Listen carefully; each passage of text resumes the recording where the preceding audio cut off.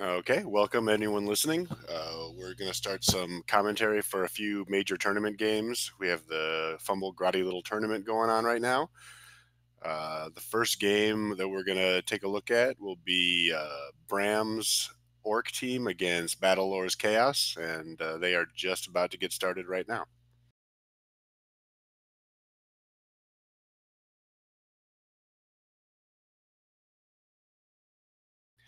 This is Morehouse. I'm one of the regular players here, I suppose, on Fumble.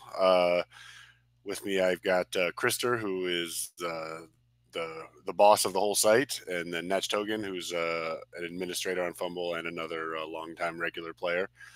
And then throughout the course of the evening, we'll have other people probably dropping in, and some of us might take a break or whatever. But we'll be coming and going, and hope everybody has a good time. Yeah, hello. Yeah, hi everyone. Well, at 11 I have my own game, so I'll have to leave now.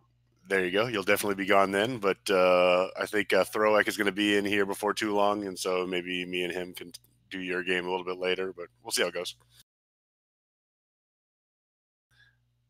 All right. Looks like the Orcs got the ball first. I assume they won the toss and chose to get the ball first.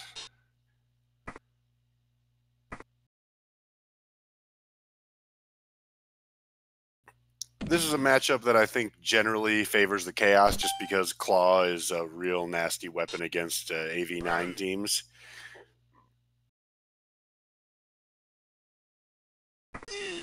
I would say the two players, from what I know of them, are roughly similar skill level. Battlelord is maybe a little bit more of an experienced tournament coach, but I would say that on coaching, I would expect it to be fairly even. Though, because, like I said, the racial matchup might be a little bit in Battlelord's favor, I might favor the Chaos if I had to pick one. I don't know. What do you think, Natch? I think I favor the Orcs. Okay. Because I think Bram is a tad bit better, not much, but okay. Well, I don't know him very well, but yeah, I don't know. I wasn't impressed by Battlelord's last few games. So. Okay. Well, we'll see. Well, I might be too critical. Well, that's part of the job, right? You got to have an opinion. Surely the commentators are not too critical at all, ever. I try not to be, but... yeah, but since I have my own game later, I might not be... I don't want to be too rude to other people. There you go. You never know, you might end up playing next. Yeah, and also when you lose versus goblins, that's there you go. For people listening who are not aware, Natch is playing the winner of the Stunty qualifier, which is a goblin team in his first game. So that should, of course, be a fun and interesting one. Yeah, and I have to give 1,050 in inducements. Yep. So it should kind of be your classic underdog goblins going up against the big team. I think that'll be a fun one. Condor still has that super free goblin that's like strength 3 and agility 5. Strength 3, agility 5 block. Yeah, that's about Sidestep, sure feat, I think. Yeah, that's about the best goblin you'll ever see playing this game.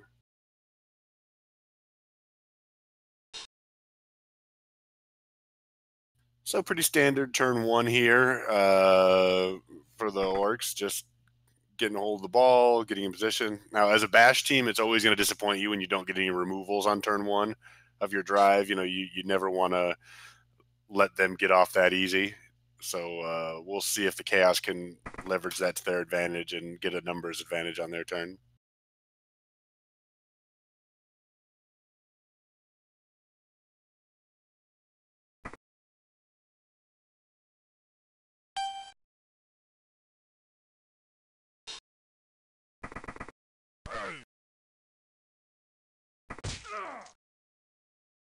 Ouch.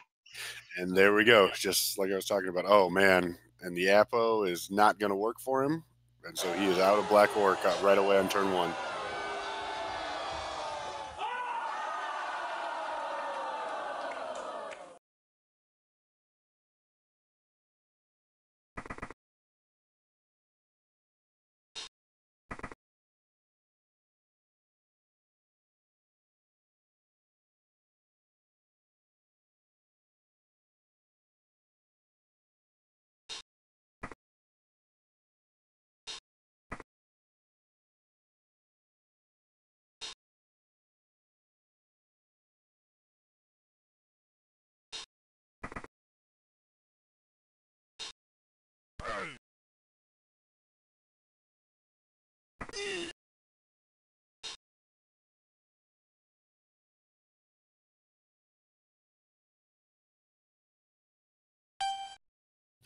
All right, so obviously not the start you want for the Orcs, but one player down isn't certainly a disaster yet, so we'll see what they can get going here.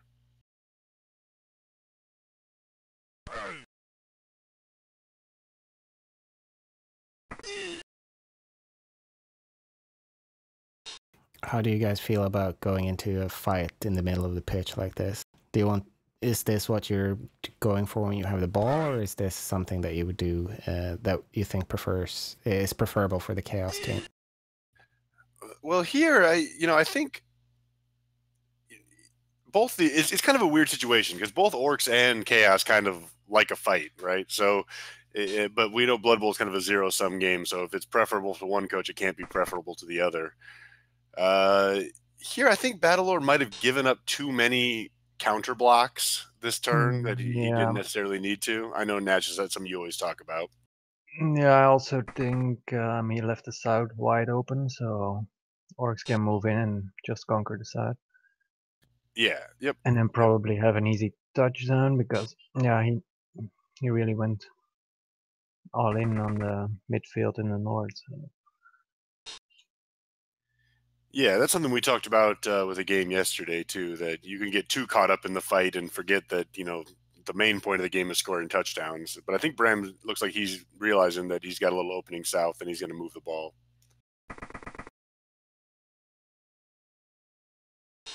And what do you do at this point? Do you try to stall or do you try to score quickly and take advantage of the open space? Well, so depends a bit on the next couple turns, I think. Yeah, and I think either way, one thing I always kind of emphasize to people is it's better to stall by the other guy's end zone than to stall by midfield if you can. So if you can move the ball downfield, then you are in a position where you can decide if you want to stall or score whenever you want.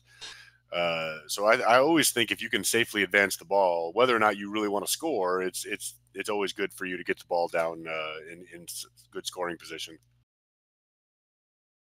And he's able to do that here. So, he's got the ball a little bit advanced without really risking any kind of punishment for it. So I think that's a good move by Bram.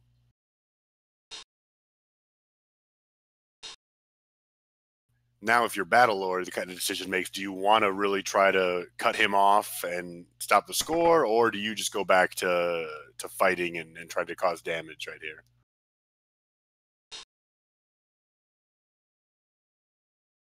I think that for Battlelord, I think he needs to push Bram into doing the touchdown as quickly as possible. Ideally, he wants to get to half with a 1-1 score, I think.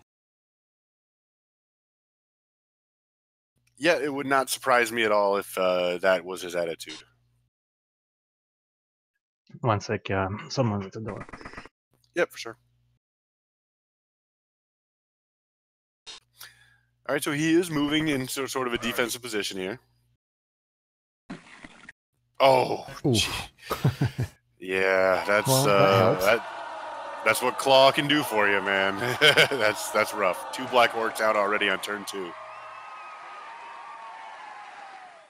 If anybody from GW is listening, we got to do something about that Claw skill. I don't like that very much as an Orc player myself. One skill at a time, man.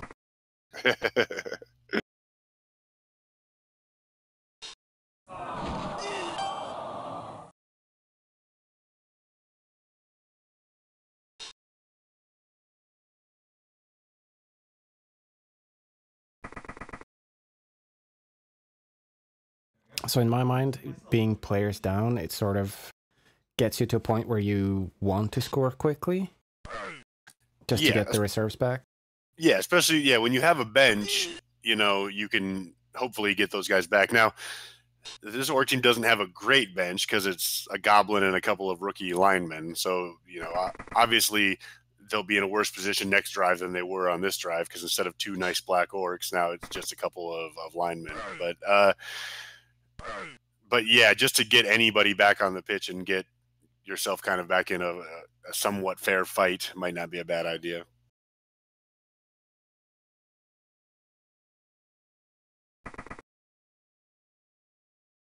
Yeah, I mean, a Goblin or a rookie lineman is probably better than no player at all.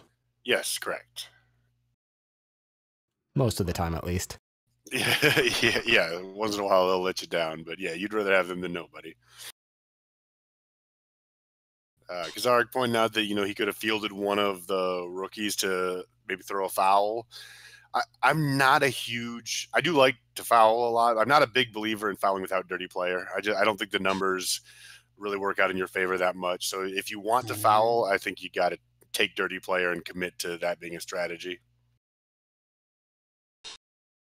Certain situations, obviously, I'll go against that. But the fact that he doesn't have a dirty player on an orc team of this team value tells me that he's not really committed to fouling.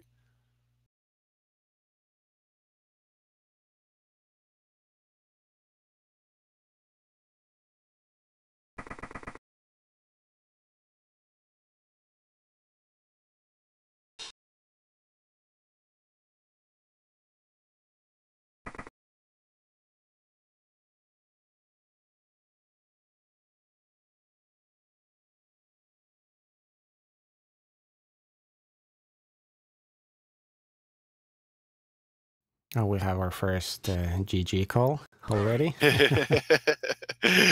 Yeah, I usually say, I like to laugh at that. You never know. 2 turns from now, we could be talking about 2 dead Chaos Warriors to go with the 2 dead Black Orcs, and then all of a sudden it's like, oh no, now the Chaos have no chance to win. There's a lot of game left. Certainly it's going in the Chaos's favor so far.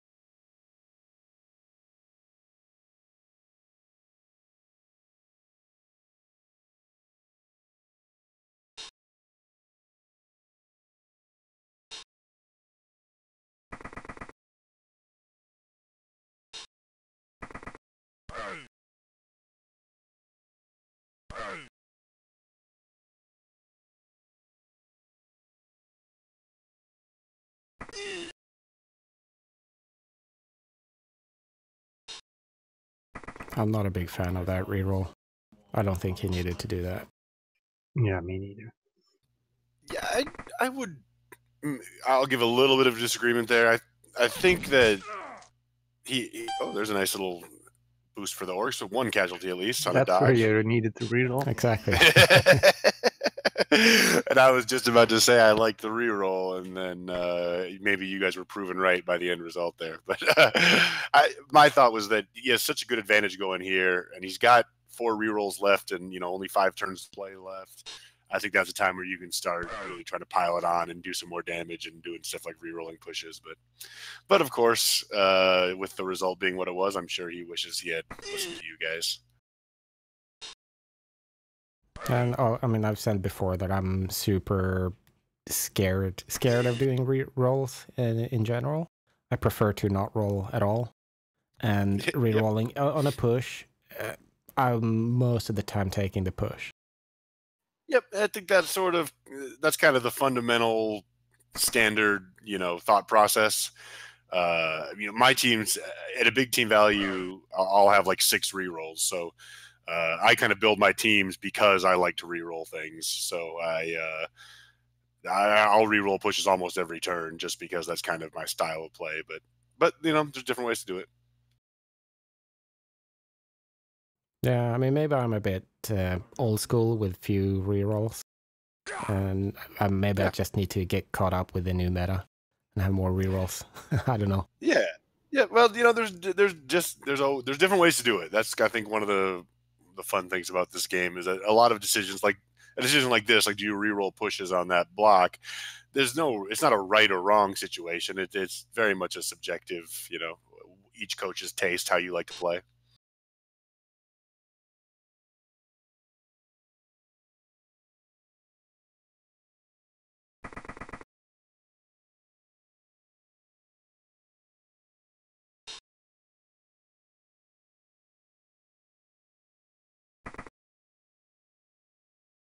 I will say that if you want to be more aggressive and play kind of more the way that I approach the game, the first half is the time to do that, right? In the second half, you might need to save your rerolls for overtime. So even I won't reroll pushes very often in the second half.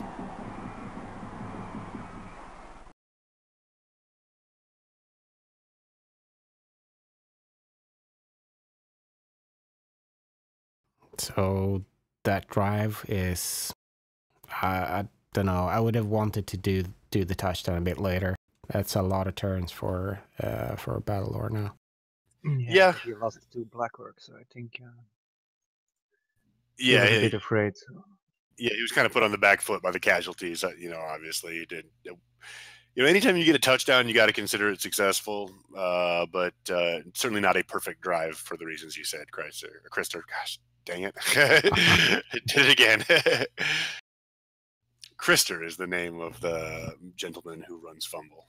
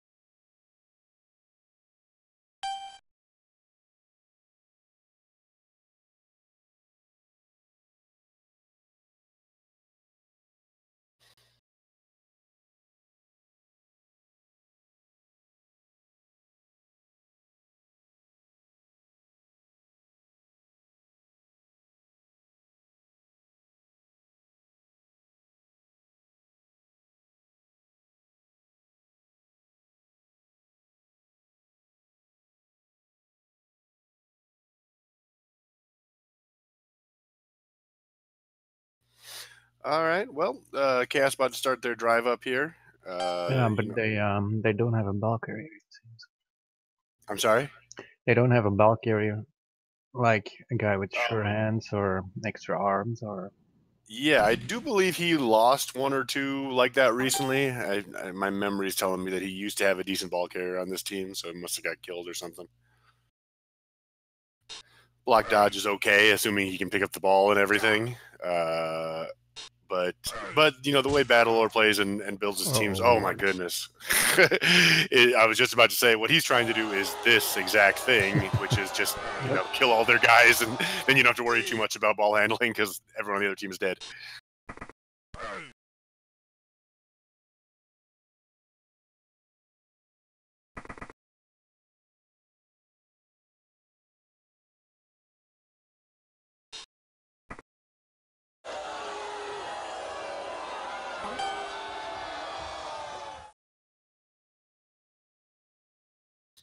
All right. Well, fails the pickup and does not decide to re-roll that. My first thought as the orcs when I see that is there any way I can get back there and put some pressure on it? Because already 2-man down on this drive, you're just thinking, oh, geez, this is only going to get worse. Is there any way to get through and try to make something happen quickly? Because the longer this drive goes now, the worse it could get for you. He doesn't have really any plus movement, and the Battlelord did put up a pretty solid wall to keep him out of the backfield, so it might be tough to do that. I think I would send Strength 4 Blitzer up top and, well, trust him. Yeah, try to get somebody around the corner. Also, one of the reasons I don't like these kind of defensive setups is because of this. If you set up wide all along the flank, you'd be able to get around with a couple of guys in this situation. But since everybody is set up kind of bunched in the middle, it's very easy to just wall up as the offense and prevent the defense from getting into your backfield.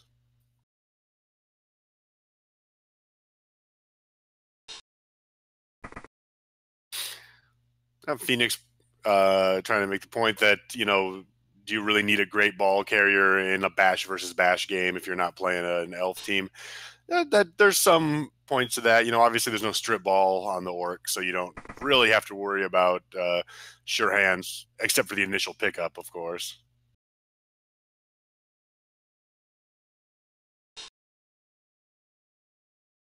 I think the thing that I worry more about in this type of a game with carrying the ball with who he has is having to potentially do 3+ dodges rather than 2+ dodges. If you've got like a 2 heads beastman or a plus agility beastman, if the ball carrier gets marked, you might be in a situation where you have to try a difficult dodge to get away.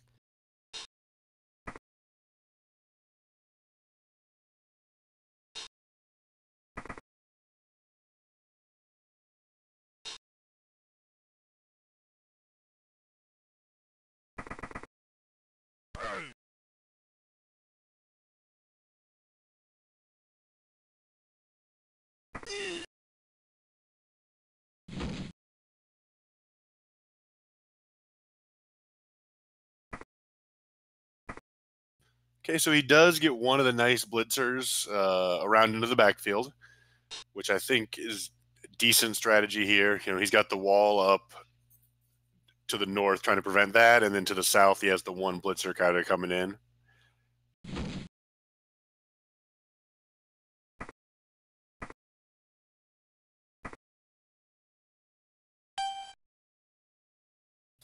And kind of throws a few extra go for it's and dodges there.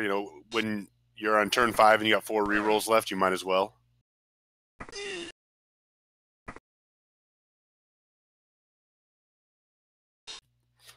So that there is something that I think you can consider a little bit of a and Baz just pointed this out. By putting that blitzer back there, he got Battlelord to go backwards rather than to move his own drive forward. So even though he kind of had to sacrifice a hit on a good player, he moved the flow of the game backwards, and now Battlelord is going to have 3 turns and a long way to go. Ouch. Oh, and he fails the pickup again. Yep, so that's nice. That's very nice for Bram. Yeah, now he can put a lot of pressure on the ball. Yeah, yep. This is kind of what I was saying, last turn. I would love to have had 2 blitzers in the backfield here, because now, the one that would have provided pressure is down. But you can still get a guy through here and get on him a little bit. Go through top middle guy, because Alex says, yep, the Undertaker, that Beastman runner there, that is the guy I would be looking to blitz through. Yeah, strength 4, but certainly possible to go through. Oh, yeah, and that... Okay, so I'm assuming Bram forgot he was strength 4, and that's why he did that 1D block there. And that's, if you're Battler, that will annoy the crap out of you that he made a mistake and was not punished for it. Yeah, I mean, he has a strength 4 blitzer in range, and he could have used that one. I mean, of course, he's going to be great to put pressure on the ball. Yep, yeah, he could have used the strength 5 blitzer to blitz the strength 4, or he could have brought an assist over and still used the strength 4, but that's just kind of a little bit of a blunder. But, Nuffle is not a fair deity, so sometimes you make a mistake and it works out just fine.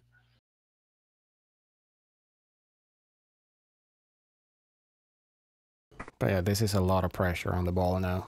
And with a bit of thought, he should be able to cover the places where he can go as well. The south side is obviously full of Chaos players, so he has to do something about that. Yep. I think he's got the right idea here. You're down men already. You really got to put some pressure on here. You got to try to make something happen.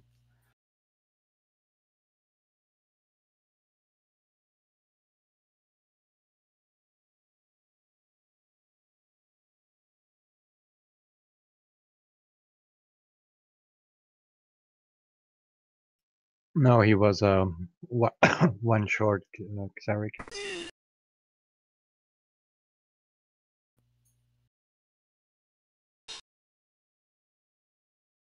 Yeah, he cannot quite get the strength 5 to where he'd be touching the ball here. Yeah, but also the other one couldn't get. Yeah, but you could get him and the thrower both fairly close to the ball, and then at least make Battle or make some tricky decisions here. Okay, the biggest thing I was wondering there is, would he send that thrower in and just totally leave that movement 5 Beastman alone there and sort of dare Battlelord to try to pass it to him? And he did just leave that guy alone. I think that's a bit of a risky play. And I mean, they're agility 3, and getting the ball to the move 5 Beastman is certainly not impossible by any means. Yep. Looks like from Battlelord's move order here, he's not thinking that, but I kind of agree that you left yourself open to a bit of a counterpunch there. But Battlelord is not going to take it. I'm kind of getting the impression from just Battlelord's move order and things like that he's thinking right now that he's okay just going down into halftime down 1-0, and he just doesn't want to give up a defensive touchdown here. He's not going to make a huge effort to try to score. Oh, got the strength 5 blitzer out. That's big time.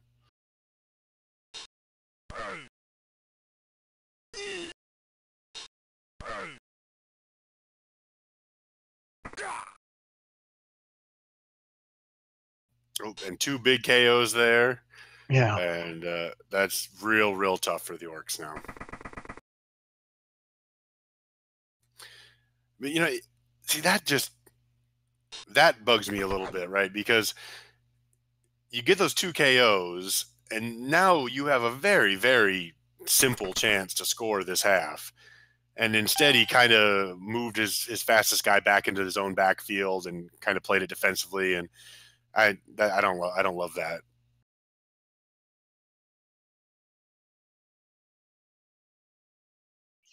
Yeah, with who is he gonna score now? Maybe a chaos warrior. Yeah, it's kind of it's too cautious right there, I think. It's too much relying on the fact that, well, I'll just bash him in the second half and get numbers and I'll just win that way. You got to be able to sense an opportunity to get points on the board. And when you got the guy playing with 7 men, that's a good time to get some points on the board.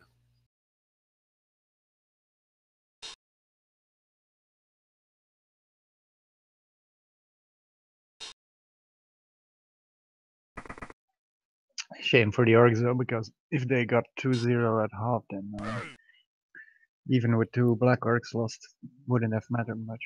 Yeah, sure.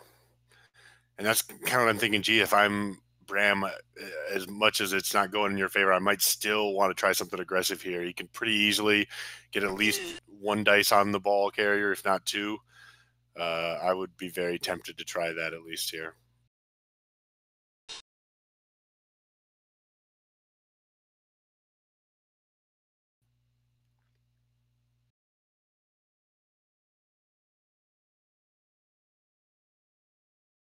Hollander saying 2+2+ for 2D. I see 3+2+ for 2D, which is what he tried there, but didn't get good dice. So rough spot for the Orcs now.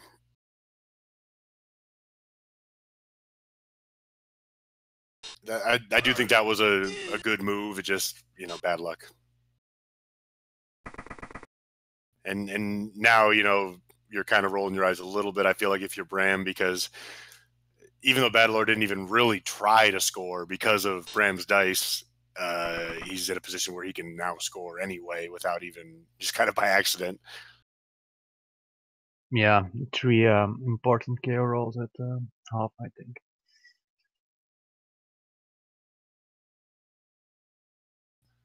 The other game with Dominic and Amon is starting. I don't know how you guys feel about going over to that one, or you want to keep on this one. It's up to you.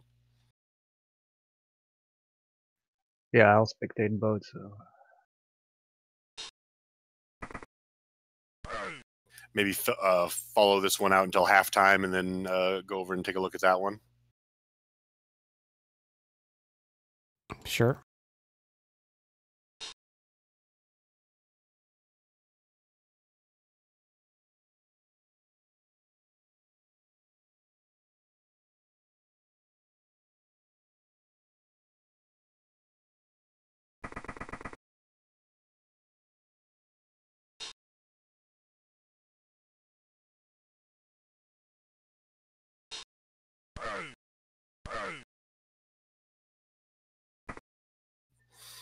Zero rerolls left, so yeah, I don't like that reroll there. no, me neither.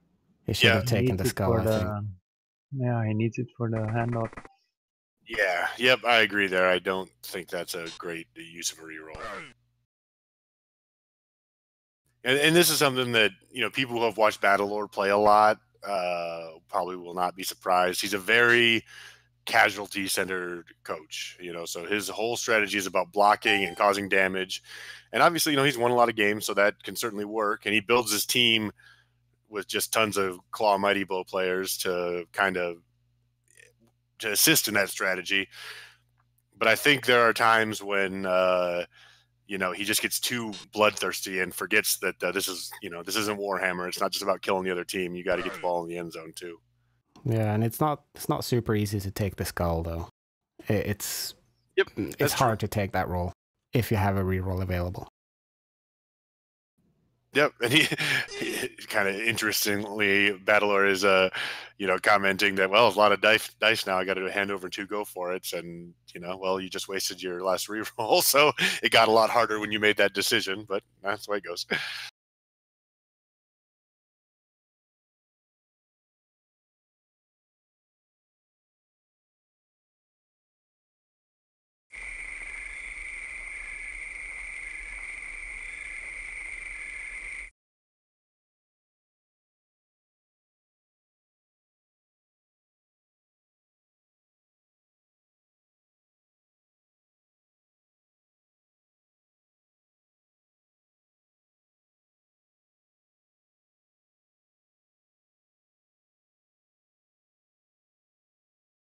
There is apparently a third match being played as well. Just started. Arcturus versus Azal.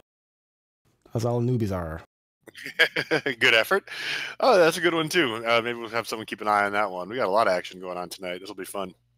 Yeah, I'll open that one too. People who are regulars to Fumble will know that Arcturus' Norse team, is that the most played team in the history of Fumble? No, Bill Brasky's Chaos probably, but the Hellbound Charioteers are probably at least in the top 5 or so of most games played in the history of Fumble. 2,030 games. Yeah, that's awesome. Especially a Norse team with AV7. He's gone through a lot of difficult games to get that many.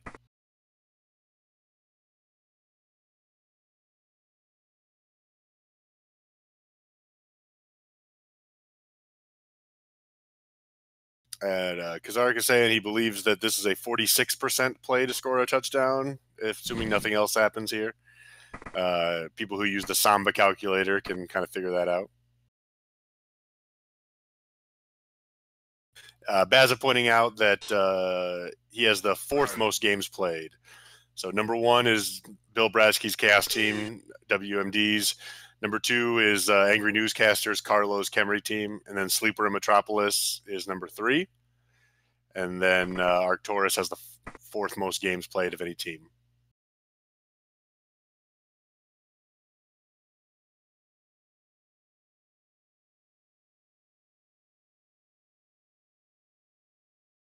And Vermi is wondering how that Norse team managed to get so far. Well, got to remember GLT has forlorn qualifiers, so the races that have never won majors get to play against each other, which certainly gives them an advantage. So as a Norse coach, you have to play against Slan and Kemery and Chaos Pact rather than Orcs and Chaos and Nurgle. I like putting the thrower in scoring range there. Yeah, I do too. That's a smart little play, because you never know what happens here. And that I always say, when you put a guy in counter scoring position, you always make the other guy think twice about, does he really want to try this touchdown? You guys realize it's turn 8, yeah? He doesn't have another turn. Oh, is it? I'm sorry. Oh, yeah, my bad. We did not realize that, obviously, which is why we were talking about it, as if we did not. Probably should be more awake, Yeah, I don't have a game to play right after this. Yeah, so maybe you need to. I have an excuse. Good luck in that one, man. It's kind of funny though, because I make silly mistakes like that when I'm commentating a lot, but just almost never when I'm playing. So I think there's just a different level of focus once you're actually playing your own game. Different. Also, you can mark your players there, and here You have to hover over them. Yeah. Yep.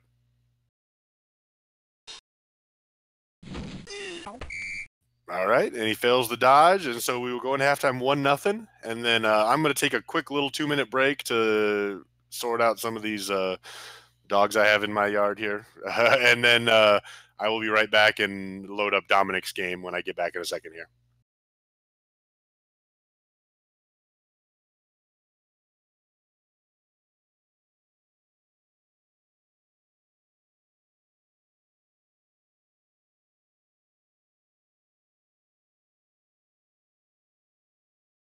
So the Blitzer didn't come back, so it's 10 versus 11 with a Goblin. Yeah, it's pretty rough, especially since you're kicking as well. Yeah, but he did stop the score, so probably overtime. Yeah, I found that it was a bit surprising. I think Battlelore should have been more aggressive and try to actually do the score and not be so afraid to go 2-0 down. Yeah, I agree. In my mind, he should have taken a bit more risks to get players in range.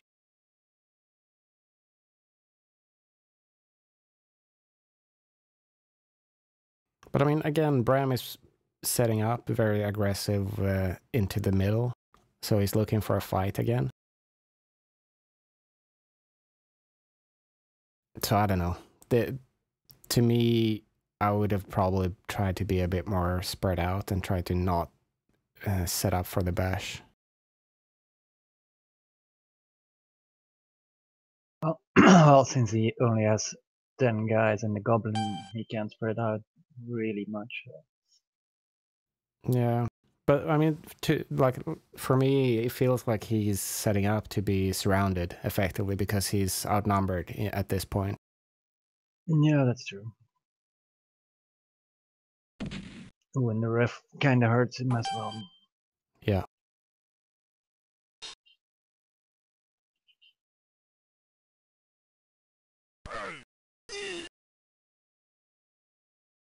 Even just taking out one of the works at this point is going to be a big, big advantage for Chaos. Yeah, Dirty Player is badly hurt though. So. Yeah, like that. All right, I just sat back down and I've got the Nurgle versus Nurgle mirror matchup on my screen. We were just talking a bit about the setup in Bram versus Battlelore. And yeah, okay. Bram is running out of players quickly. Yeah, that does not surprise me. The dice were not going his way in the first half. So 9 versus 11 with Battlelore having the ball at this point. Sure. Do you still have that one up on your screen, Krister? Yeah. What are the... Yeah, I can switch over, though, if we want to switch to Dominic's game. Yeah, why don't we switch over to Dominic's for a little bit and watch that one? Yeah, another player just got knocked out. Yeah, I have all 3 opens. As much as I don't like to say good game early, I think that one is a little bit tilted in one man's favor at this point. Whereas this one just started, so we can give the Nurgle both an equal chance at this point. Here we go. I switched over. Okay, 2 Nurgle teams. Amon got the ball first. Didn't really do a whole lot on his first turn. On Dominic's first turn, first block is a knockout.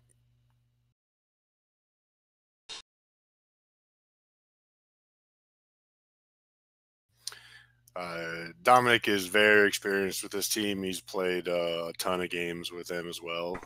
And they've been kind of a regular in Fumble tournaments for a long time now.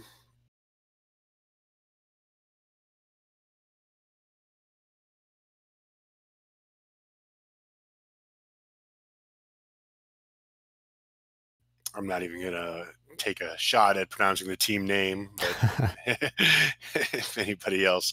Is that German, I believe? Dominic's German? Yeah. Yeah, it's your finally Gerard, yeah. Dangerous Predators, yeah? Yeah. Okay, there you go. Learn something new.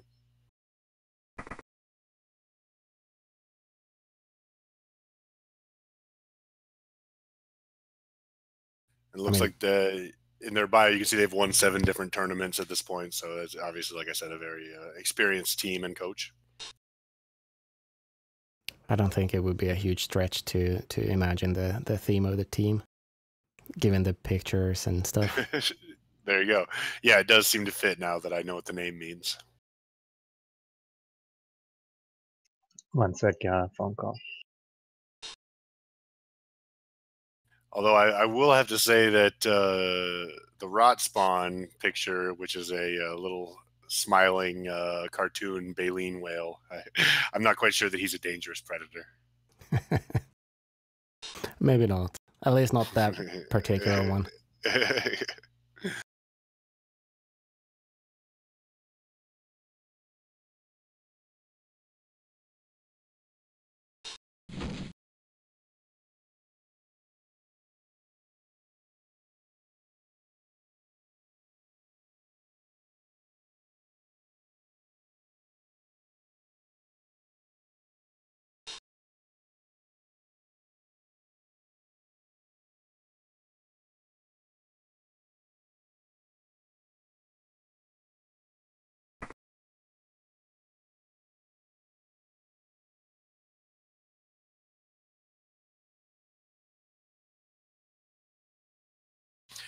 Little bit of a slow turn here.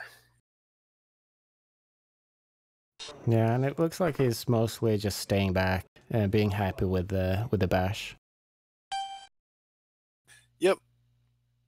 I think at this point, Dominic is probably kind of content to do that, hit for a few turns, and just sort of see what his opponent wants to do. The other Aemon's Nurgle gets a KO too, so we're down to 10 on 10. But then that was yeah, I mean he has the ball carrier way down, so it's sort of 10 versus 9 anyway. Yeah, yep. He's when he picks up the ball and retreats like that, he's kind of telling you that he has no interest in really moving the ball up and scoring quickly. Oh, Phoenix pointing out that in the other game, that Strength 4 Blitzer just died for Bram, so things are probably looking very dire, I assume, in that game for the Orcs.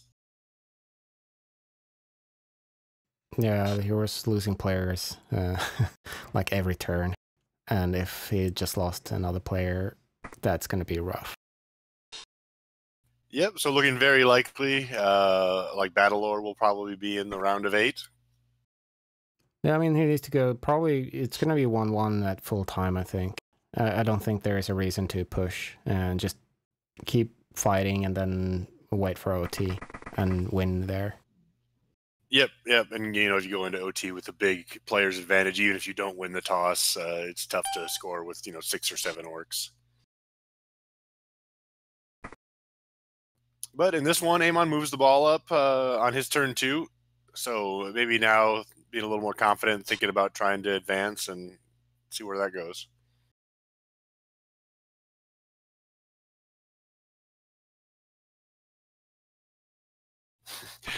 Baza is watching Arcturus' game and says that he hired the bomber star player, and there's already been some craziness with the ball carrier getting knocked down by a loose bomb.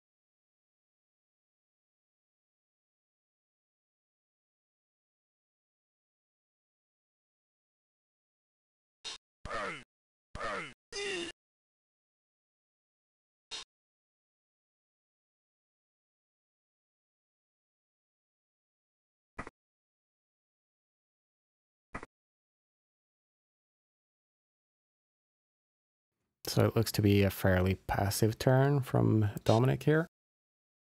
Just waiting it out, see what happens. Yeah. I think that we might have a situation here for a couple turns anyway, where it's just a lot of blitz and wait, blitz and wait. Although Dom did get a couple rotters in tackle zones of guys with tentacles. So sometimes that's, if you're a Nurgle, you're thinking like that's you're hoping for next turn to get blocks on those guys because they won't be able to get away from the tentacles.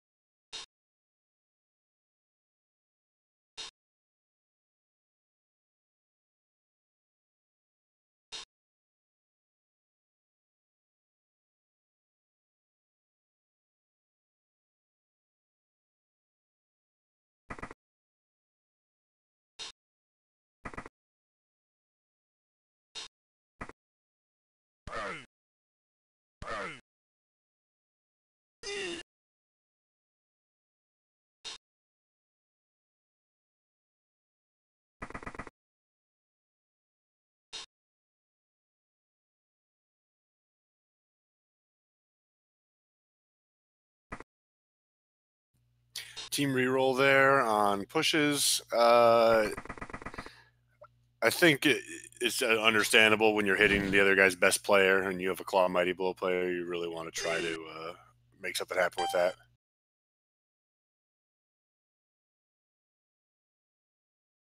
And the Rotter does escape the tentacles, but does not get out of the diving tackle. Yeah, and he also backed off with the ball at this point.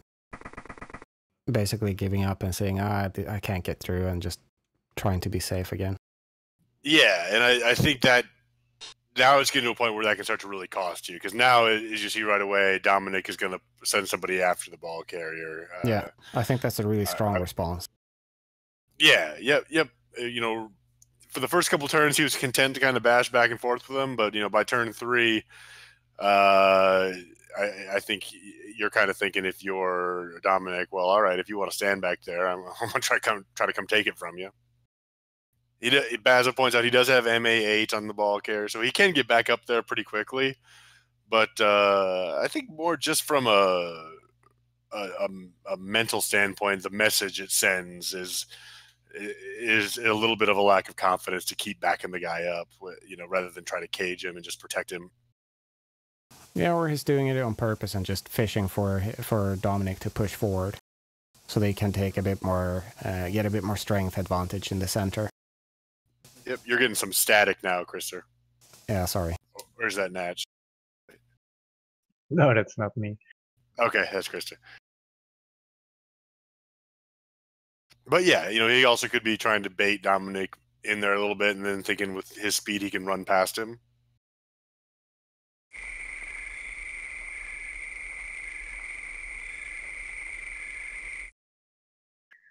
I don't like jump up for this exact reason.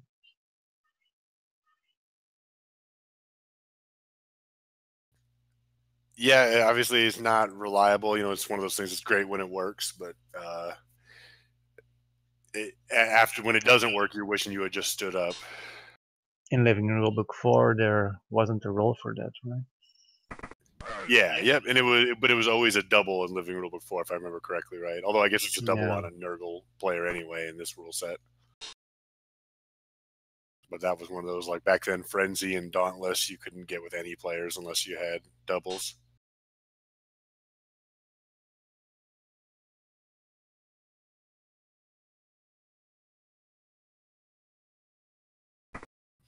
Makes you feel old to start talking about Blood Bowl rules from like 15, 20 years ago, huh, Natch? Well, I still like the skill rules better. I think a lot of things improved, like the inducements and stuff, but the skill rules, I mean, the mutation rules aren't doubles anymore. I don't like that, for instance. And also I liked that some roles were always double, like you said, the jump up and the dauntless. Yeah, yep. Yeah, they used to have things that were traits for people who didn't play back then. So traits were skills that you could only get if you had access to those type of skills. So like back then, stand firm was a strength trait. So if you didn't have access to strength skills, you could never get stand firm. And even if you did have access to strength skills, you could only get stand firm on a double. And mutations were like that, and there were a few different things that were like that. But that's been, we're dating ourselves, because that's probably been, what, 10 years ago now that they changed that? Yeah, probably. It's been a while.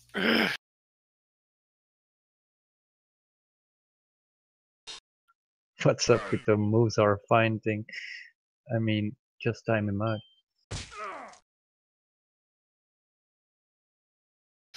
Yeah, I don't. There's a nice hit on. Beast of Nurgle goes badly hurt and does not regenerate. So not Yeah, hurt. there's a nice play. But yeah, I kind of agree with you that it always bugs me when people try to sort of bluff or reason with people about timeouts. You know, if you don't want him to go over 4 minutes, press the timeout button. There's no reason to try to make a deal with him about, okay, I'll let you move after the turn, but I won't let you block after 4. You know, if you're gonna timeout, timeout.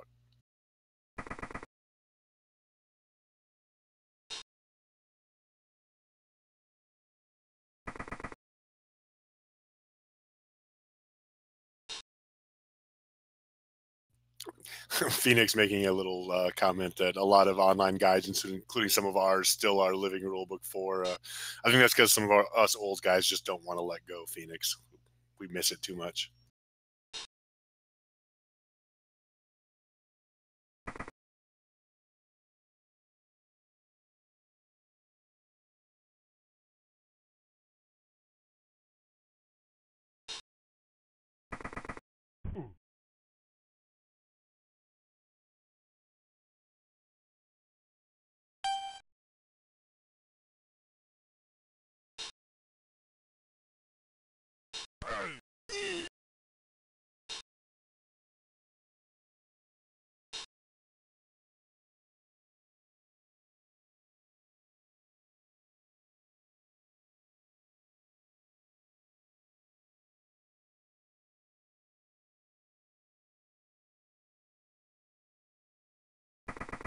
Yeah, but Battler will score in turn 8, so that will go to overtime.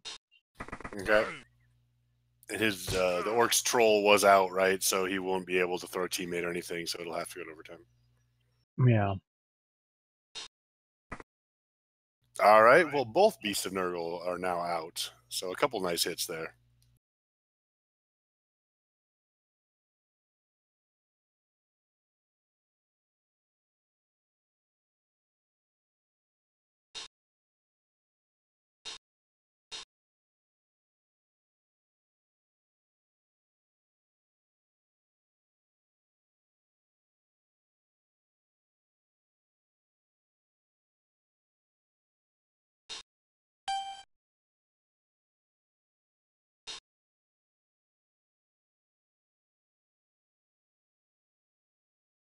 I would say so far so good for Dominic here. He's managing to keep Amon from progressing anywhere really, and they're equal on the number of players. Yep, and well, not so much for that. Quite equal on the number of players, but still, one of Amon's players out is a bloater, whereas Dominic's 2 besides the Beast are just rotters. So that still works somewhat, I think, in Dominic's favor, even though he is down a man now. Although Amon does have one 50K Babes inducement, so hopefully, if you're him, you're thinking that guy will be back by the second half.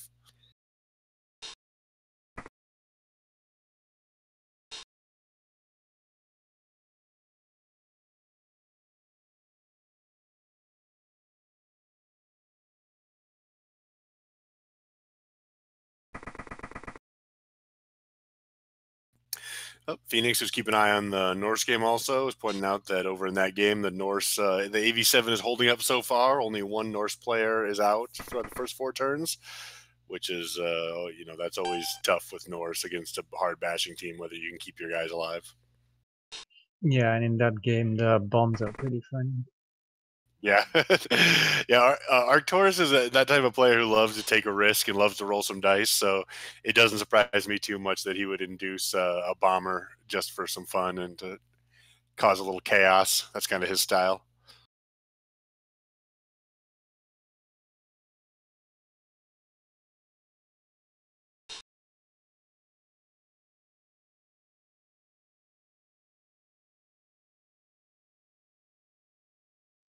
He just threw a bomb right on the ball carrier, and he casualty the blitzer, Nice.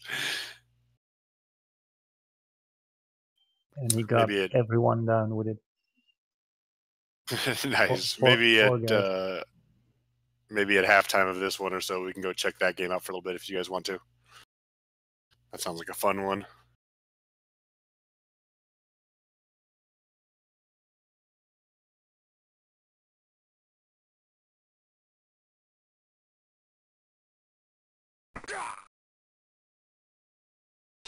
Ooh, that's a nice hit. Another bloater goes out. Yeah, I would say advantage Dominic at this point. Yeah, and even though Amon does have the fastball carry and he can get up there and score potentially, I always find that this is the problem with when you're so committed to stalling that you don't make any effort to advance. You're doing that. You're assuming that, well, I can just turn 5 or 6. I can just advance whenever I feel like it. But if you don't win the blocking war and you don't win the positional game, maybe you might get to turn 5 or 6. Now you don't have any place to go. You don't have a chance to advance anymore. So, like I said during the last game, I'm a big believer that even if you want to stall, try to advance and stall up in the other guy's side of the pitch rather than stalling in your own backfield.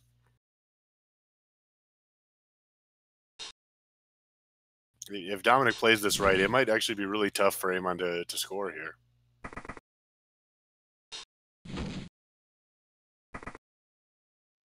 The Saw got himself killed in the Arcturus game. The Orcs hired a chainsaw? Yeah, the Orcs hired a chainsaw and Morgan Torque, and the chainsaw just killed himself. Oh man, here we are watching Nurgle versus Nurgle, and there's chainsaws and bombs and fun stuff going on in the other game. Maybe we made the wrong choice.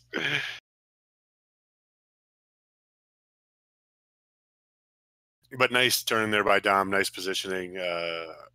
This is a very crucial turn for Amon here. How he handles this could definitely determine how this game goes. What? Okay, I don't like that blitz. Yeah, I'm not a big fan of it I either. also don't like the reroll. Yeah, so you use a reroll, and now your ball carrier is marked, and your ball carrier does not have dodge. So you are inviting disaster with that move, I think. And continuing with blocks as well. Yeah, Dom has definitely got him in a tough spot here.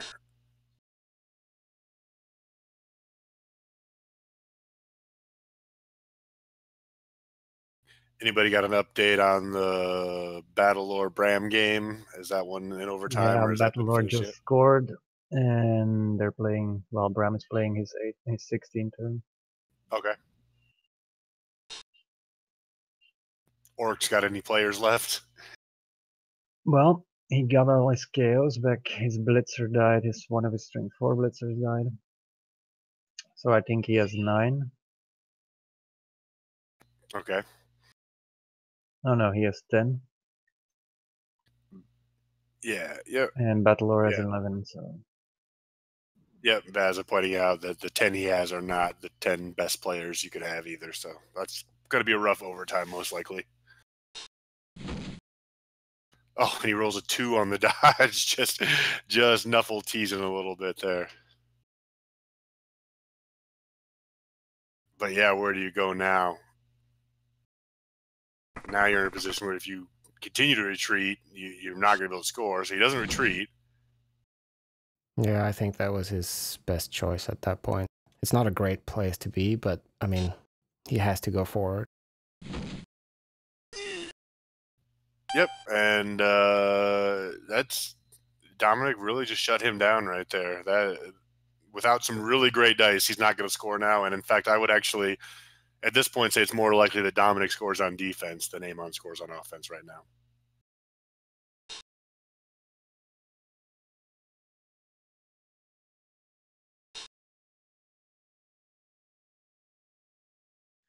and the orcs got to receive in overtime. Okay, well, maybe that'll give him a chance over there.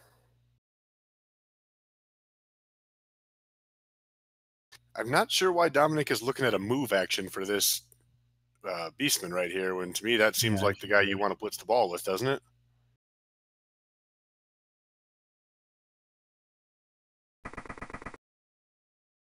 Okay, he moves him over for an assist. I guess he's trying to blitz the ball with somebody else, maybe?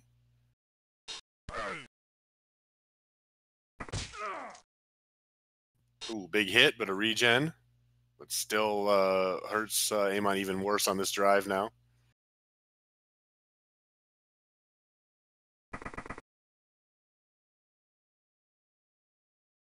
Yeah, maybe he's just looking to play defensively here. Not try to actually score. Okay. Oh, okay. I see what he was thinking there. So the reason he blitzed that way is because so he could chain him onto the bloater for a second shot. So it's still probably not what I would have done there, because I would have liked to keep that Rodder downfield to potentially score on defense. But I see what he was thinking there. So now he's pushed the ball carrier onto the block claw tentacles mighty blow bloater. And he's going to realize that he needs to follow up here if he wants a 2D block.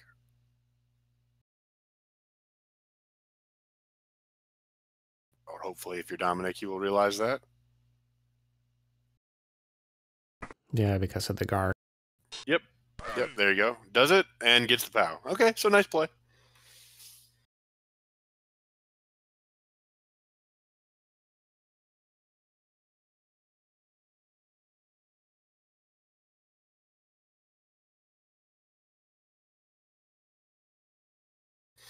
Agonizing block pause right now.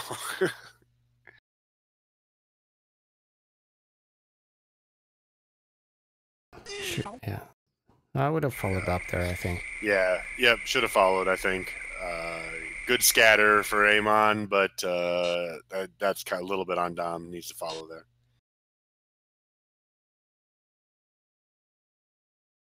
I think that bloater, he's thinking about moving him, but I think he's got to stay on that down Beastman to make sure he doesn't get up and catch some kind of a lucky pass or anything.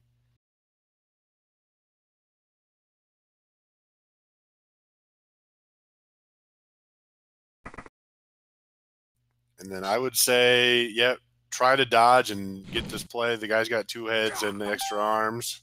Oh, yeah, I think it was the right play, but bad luck and knocked himself out dodging.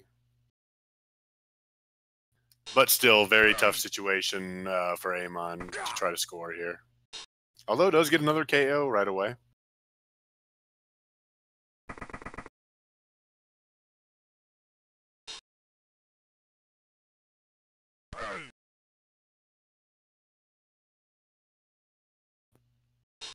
Not good for him to not get even a push on that block, though.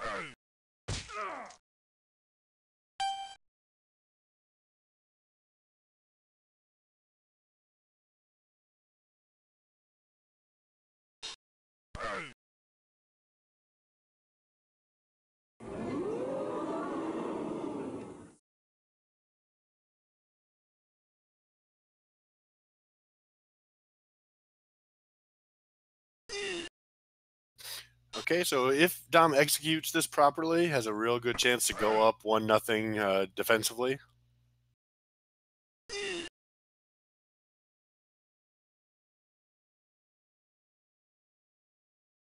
And of course gets the right dice also.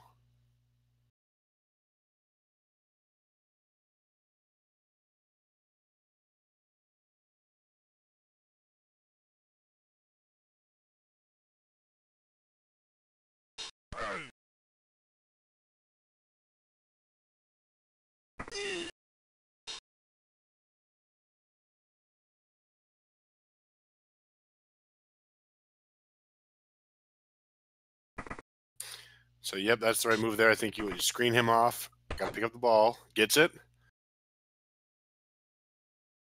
Now you're going to have to try at least one go for it here without the reroll to get in scoring position.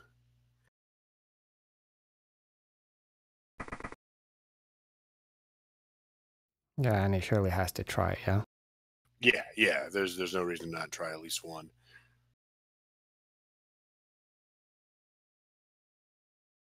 He's thinking about it quite a bit, but I think you got to do it. Now I do. Oh, jeez. I don't like the second one. Yeah, just you didn't need the second one. And also, I know I harp on this a lot with people, but if you're watching, do not do that stuff on the sideline like that.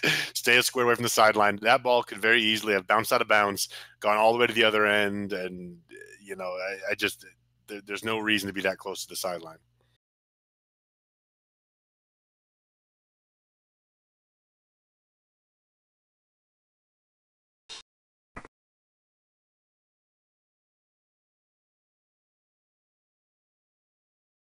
But either way, well played half by Dominic. This is going to go in 0-0. We'll see about the KO rolls. That'll be a big deal. Yeah, I mean, even without that score, he has a huge advantage. He managed to defend, which is really, really strong. Yeah, yep, absolutely. So a well-played half.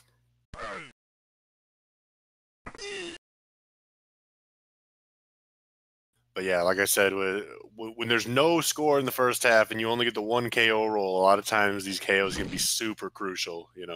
One team could get all theirs and the other team getting none of theirs makes this a massive swing.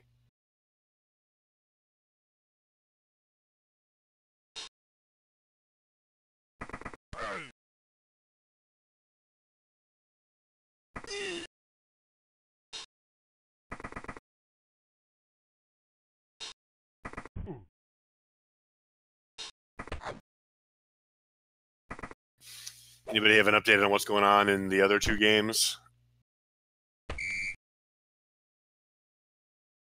Well, Bram tried to go south, but Battlelore is blocking him off. And in the Arcturus game, the bulk area just gets blitzed, so the Orcs might still score with a dodge. 3+ All dodge. right.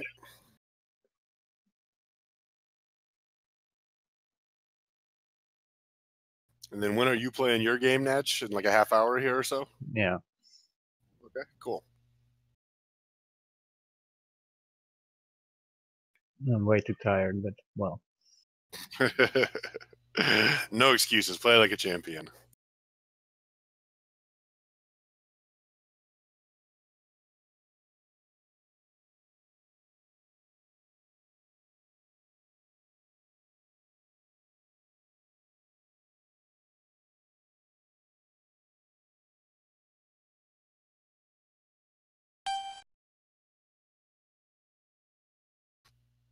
All right, so both teams will still have one guy KO'd, but it's a really nice bloater for Amon. So that's unfortunate for him. And, like we've been saying, he's now on defense. It seems like the ball is definitely in Dom's court at this point.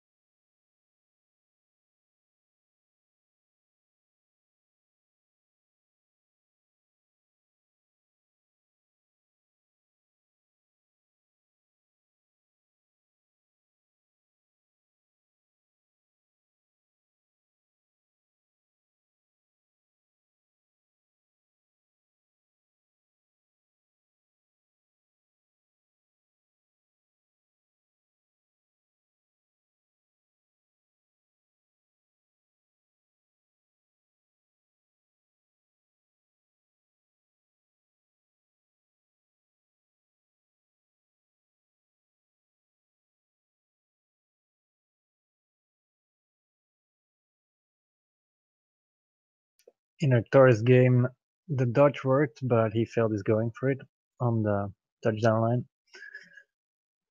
And Arcturus could also still score. So Okay.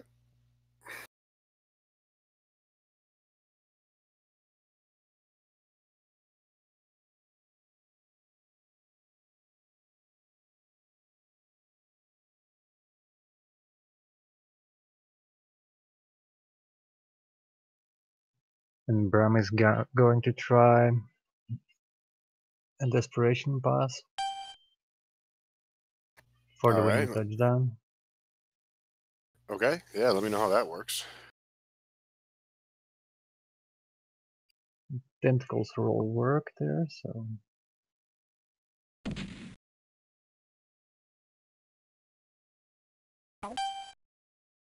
and Battlelore intercepted. Oh, jeez.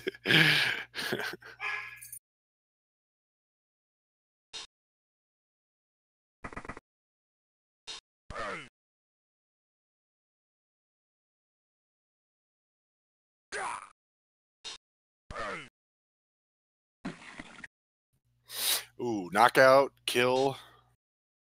See if you can go 3 for 3 here on the line.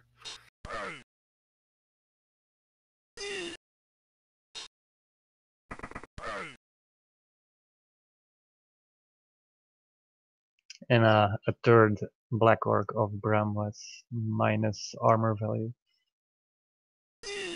That's pretty rough. Is that looking like pretty much game over there then? Yep. All right. So what we had kind of expected for a while, that Battler's probably going to win that one. It's been trending that way. Looks like that's going to be the case now.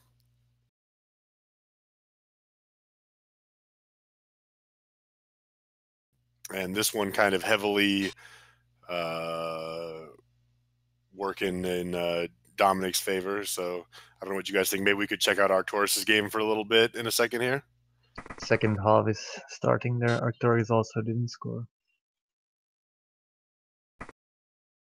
Okay. Up to you guys. I'd be willing to switch over to that one at any time if that one's a little bit closer than these two. Yeah, I mean, I think that this one is going to go Dominic's way. It certainly appears that way. All right. Well, why don't we switch over to and watch Arcturus for a little bit then? So anyone watching, the commentary is going to switch over to our main focus being the Orcs versus Norse game in a second here. Loading it up.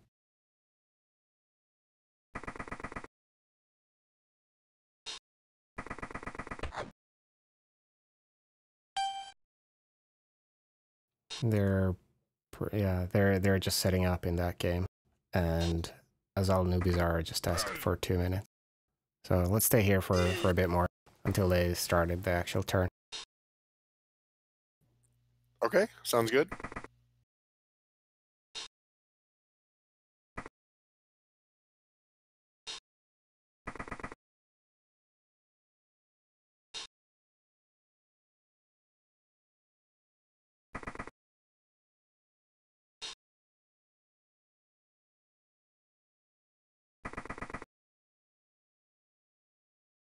It's a little early to start talking about desperation for Amon here back in the Nurgle game, but you just got to kind of have a feel of the way it's going that you're going to be in trouble here. And the play is kind of real passive of just he's got his best player way back in the backfield. I think you got to have a little bit more of a sense that you're in trouble, and you got to try to push it and change the pace of the game at this point. If you just stand back and wait, Dominic's just going to beat the crap out of you for 8 turns and then score and win.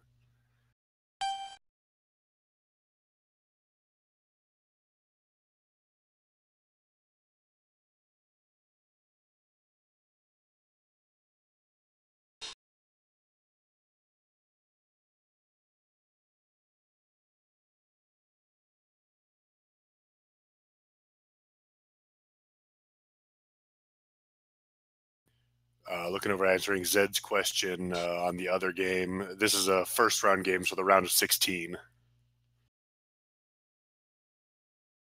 all these ones we'll be watching today are round of 16 games. First round of the final draw, anyway.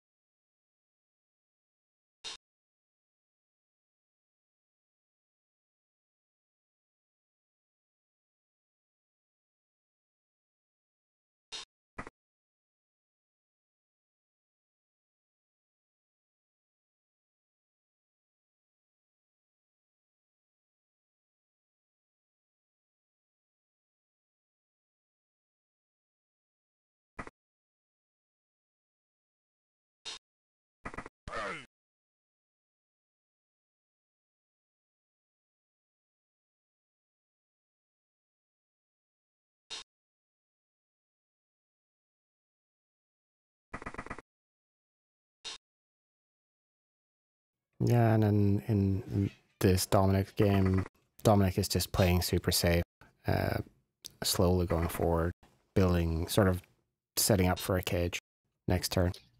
Yep, and there's no. That's kind of the thing. When you don't put any pressure on your opponent, you don't give him any reason to take any risks. So if I'm Dominic and I see that he's playing defense this way, why not just stand back and keep hitting him? There's no reason for you to rush if he's not going to make you rush. And it seems to work. Yep, and gets another injury, and yeah, it's a funny thing that I think sometimes people, when they start getting beat or they start taking casualties, they think, oh, I got to protect myself. I got to be more passive. If I take risks, I'll get my guys hurt or whatever.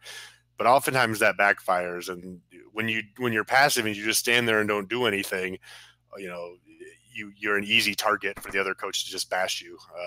Whereas if you put some pressure on him and go for the ball, then he has to think twice about what he's doing and worry about protecting the ball, and he can't worry so much about hitting you.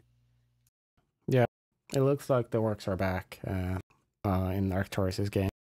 So do you want to switch over? Yeah, let's switch over to that one. So anyone listening, we're going to go and watch the Norse versus Orcs game for a little while.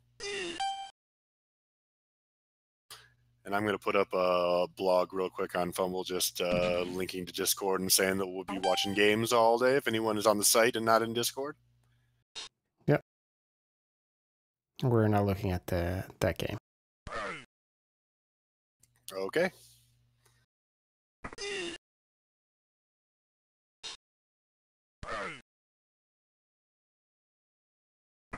I would say that's a pretty good kick for Arcturus.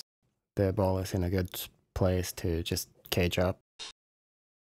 Yep, you always love that on offense when the ball lands right where you want it to be anyway. Makes things a lot easier.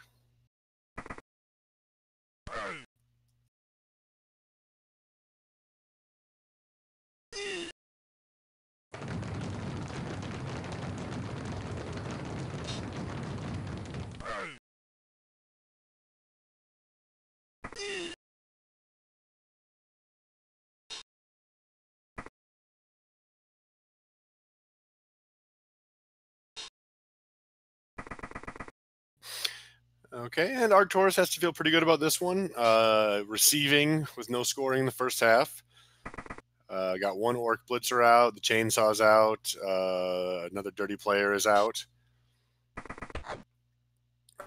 He himself, his Bomber's banned. He's got an Ulf that's knocked out and badly hurt lineman.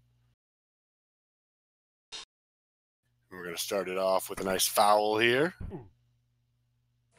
Oh, no. A poorly rolled foul, though. No ban, but no armor break either.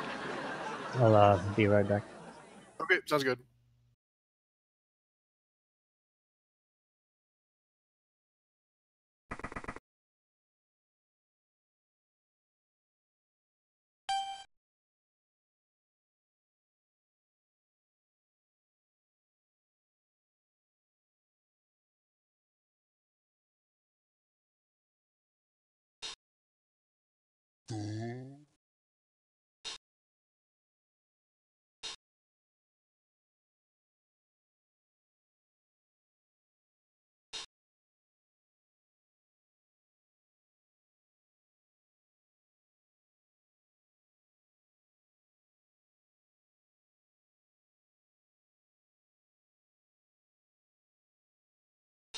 Baz is just updating in that other game, the first one we started today, that Bram has just popped the ball back from Battlelore. So that one is still hanging on there, even though it's looked for so long like Battlelore would surely win it.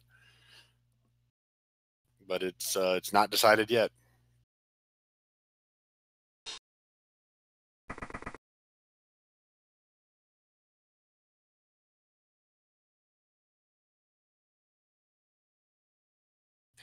Still, it sounds like in Battlelore's favor, but just kind of Orcs barely hanging on in that one.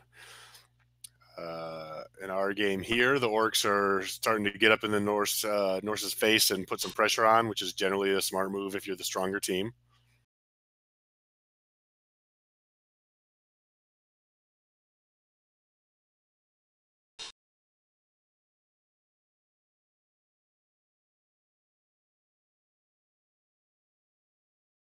And I'm going to have to step away for 1 second. I have somebody at the door.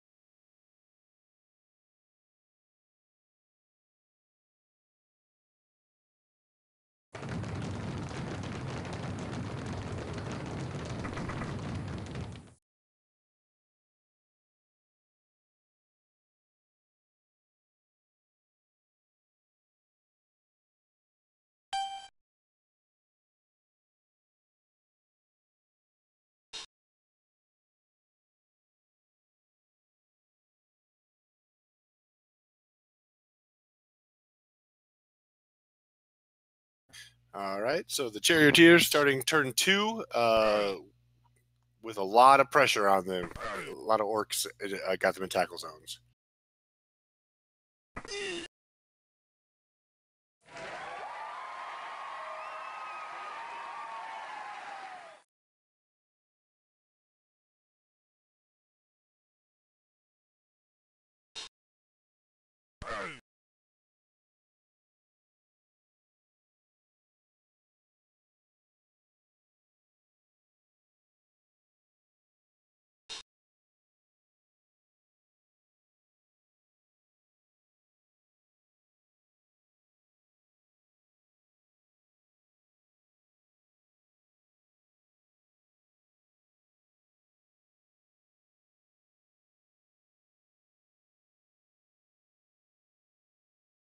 It's a bit of a tough spot for the Norse here.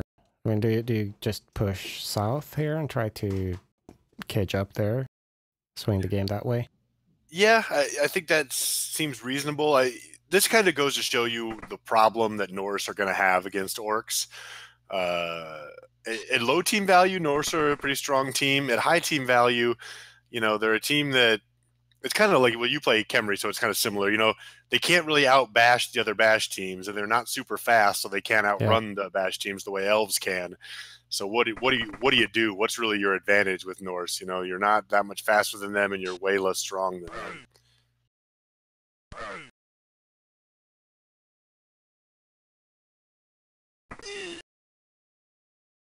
Yeah, I mean, just looking at this position, it feels like the Norse has to back off. You can't fight this. This wall is insane. Yeah, yep. And so what you are trying to do with Norse is they do have the sort of glass cannon factor going for them, right? So you can do damage because you've got that the Yeti that he has is block, claw, mighty blow, strength 6. So you're hoping to get the Orcs outnumbered and hoping that you can do damage before he does damage to you. Now he hasn't been able to yet. And what happens a lot of time when Norse is on a drive against Orcs, if they can't get any casualties the first couple turns, things start to stall pretty bad for them. And so we'll see if Ark can avoid that here.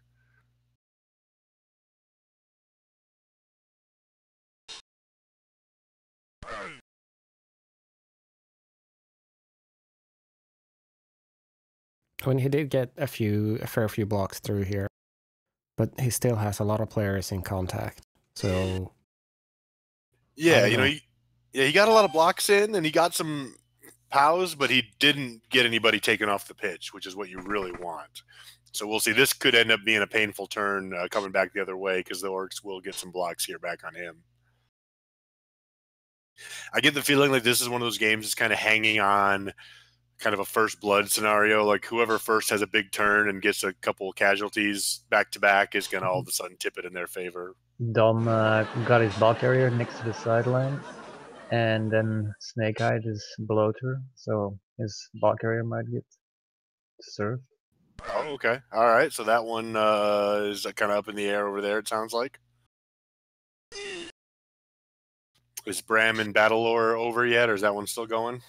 Bram just picked up the ball with his thrower, and well, he's trying a pass, a 6+ pass.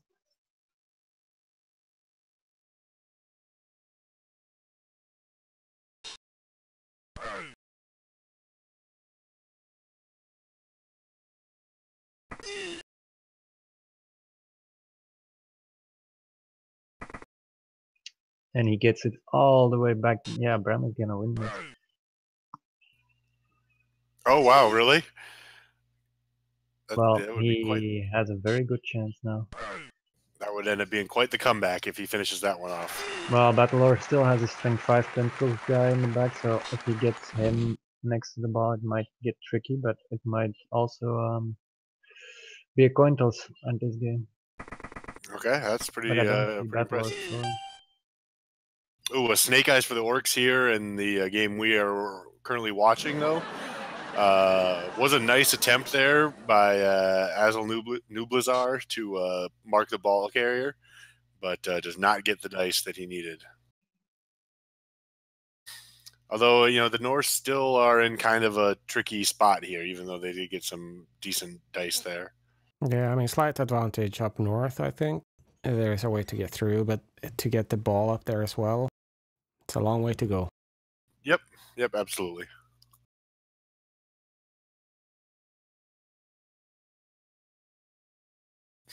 My first thought just looking at it is, would I maybe try to just devote everything up north and try to take the ball and run there? But Ark has different ideas. He's going to go down south, it looks like, and does get a knockout. So that's the first step. Like we talked about, you got to take some players out if you're going to beat Orcs with Norse. So gets the troll out at least. So that's one.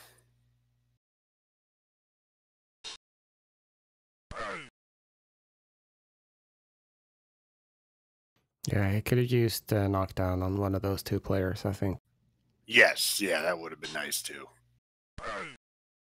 Oh, and no knockdowns on those 3 blocks. So his short little luck streak runs out there after getting one nice block, then fails a few. I mean, it's still relatively safe at the line there. Yeah, he's okay here. Although, yeah, good point, Strider. The blitzer in the backfield does have jump up, so hopefully Ark is keeping that in mind. That's one of those skills that's really easy to forget. And looks like Ark is going to try to pass here. All right, that's a little loose for my liking, but, it doesn't. There's not a super easy way for the Orcs to just run right in there and take it, so we'll see.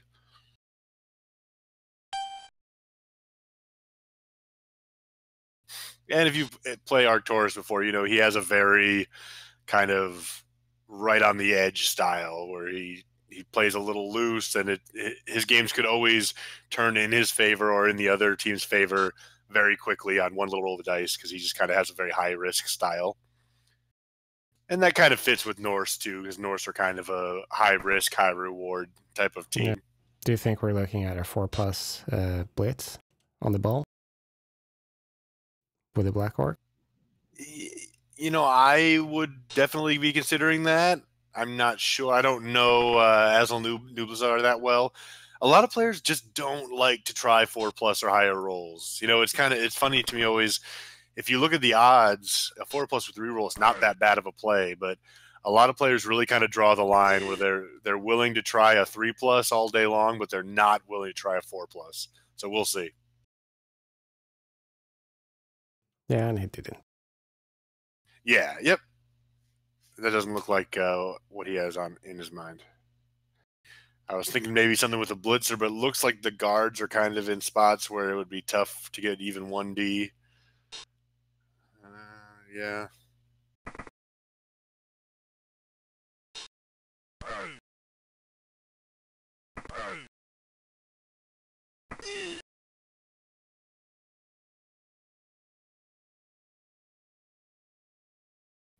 You know, we kind of talked in the other game about just leaving a receiver open and thinking, well, he won't throw the pass to him, and kind of calling a bluff. Having played Arcturus many, many times over the years, I would not leave that Norse runner back there open thinking he won't throw it to him. It would not surprise me at all if he tries that play.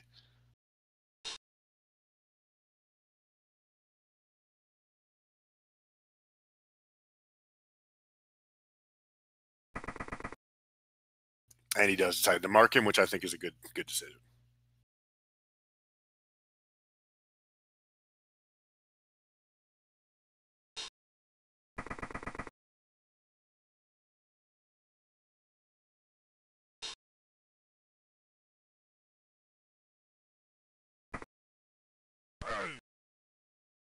Oh, and Morg is going at the Snow Troll.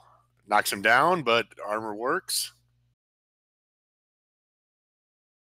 I've played this team many times, and I used to play Dwarves a lot with this team, and I'll tell you that that Yeti he has is a real pain in the behind for AV9 teams like Orcs and Dwarves. You really want to try to take that guy out if you can, but he's got good armor too, so it's not easy to do. Used to be a real nightmare before he had all the injuries when he was fully healthy.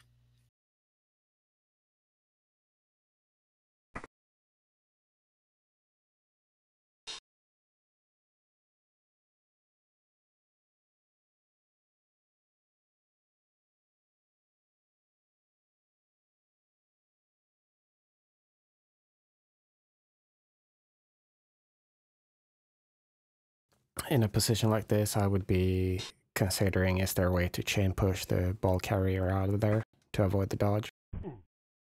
Yep, and that's always kind of something that, you know, when it seems common sense to kind of swarm the other guy's ball carrier and put as many guys around him as possible, but sometimes you do yourself a disservice if you do that too much, because if you plug too many squares, you make it easy to chain him free.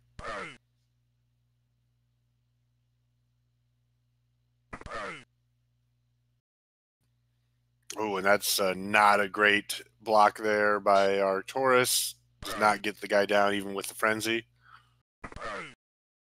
There, he finally gets himself a knockdown.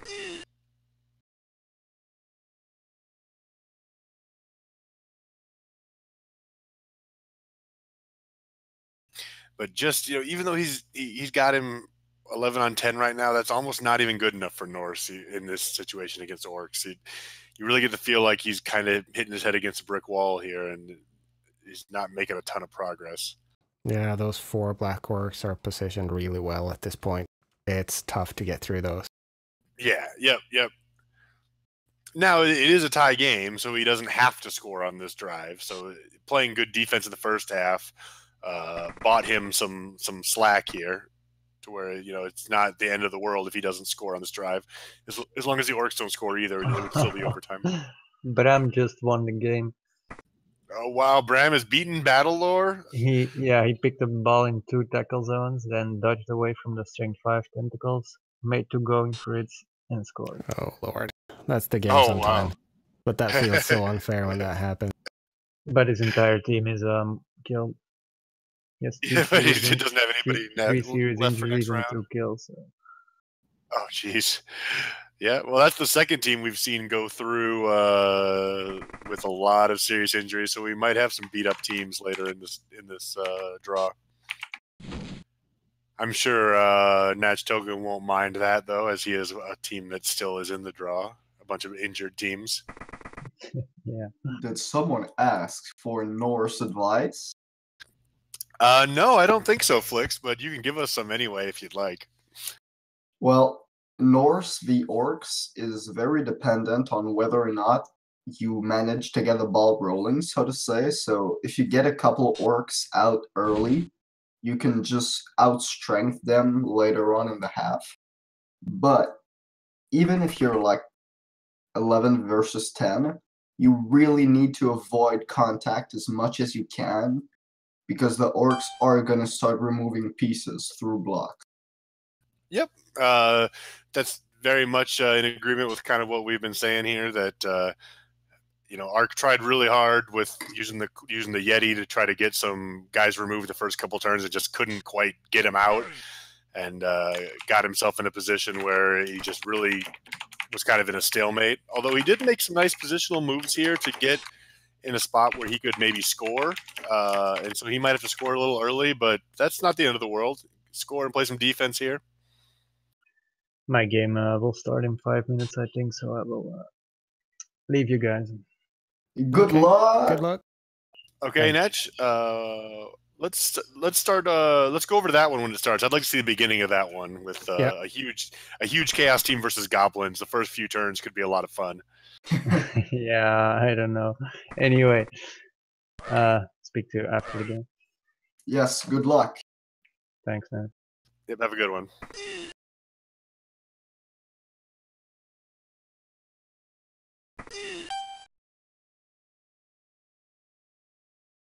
So this looks quite good for Arcturus at this point. Yeah, I would probably not score this turn. yeah, I think he could get a stall here if he wants to. Although it's a little risky. I think I probably would be looking to score here, and figure, if you can play defense for 4 turns with all 11 guys. Yes. Well, playing But defense with Norse is great fun until the entire LOS gets taken out through blocks, and then you cry. Absolutely.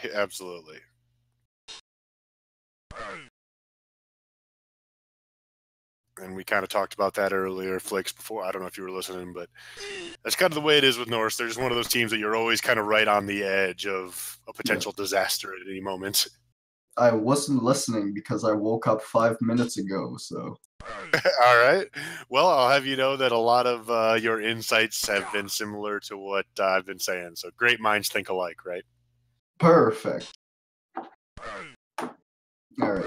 So this is interesting because I would have blocked instead with the Yeti to free up the Lino to maybe like foul the downed Blitzer. Yeah, I think doing it this way kind of tells you that he is probably not going to stall here. He's just Yeah. getting as many blocks as he can, and then he'll walk it in. But we'll Makes see. sense.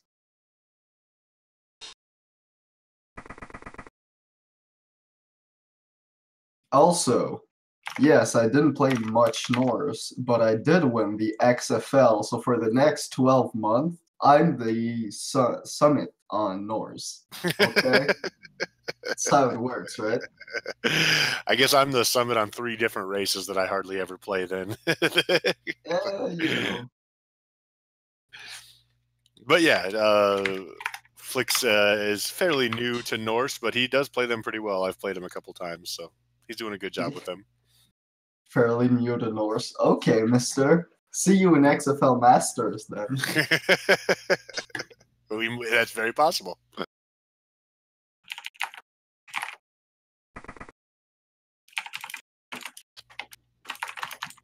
Hey, Flix. Yes. Your typing is really hammering into my ears right now. Do you want to turn on push to talk or something, so your keyboard strokes aren't coming through the mic?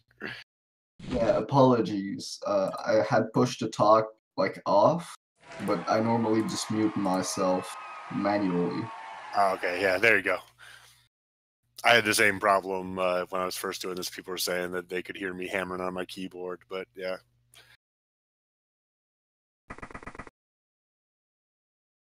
All right, well, So we're looking at a stall, yeah? Yeah, he is going to stall. So the way he started the drive made me think he wasn't going to.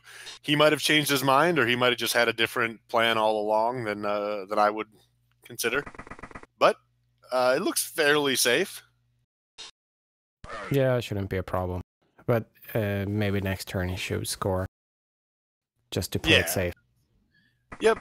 And that every turn you can buy yourself in this situation helps, because orcs are not a fast team. So, it's not easy for orcs to score in 2 or 3 turns. So we'll see.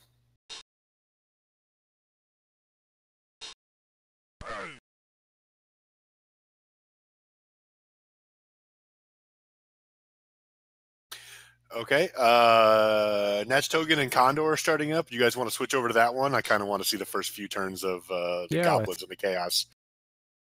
That's the type of matchup that if there's going to be any excitement in that one, it's usually going to happen in the first few turns, because after that, the Goblins might be in trouble. So anyone listening or watching later on YouTube, we'll switch over to Goblins and Chaos for our main game, and then kind of keep updates on the other ones.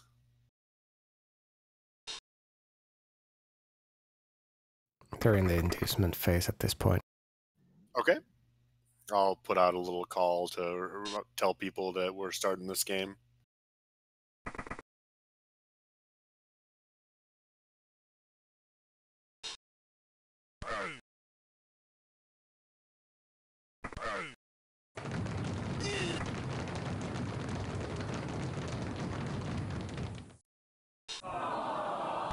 Looks like they rolled some blizzard bad weather in this one.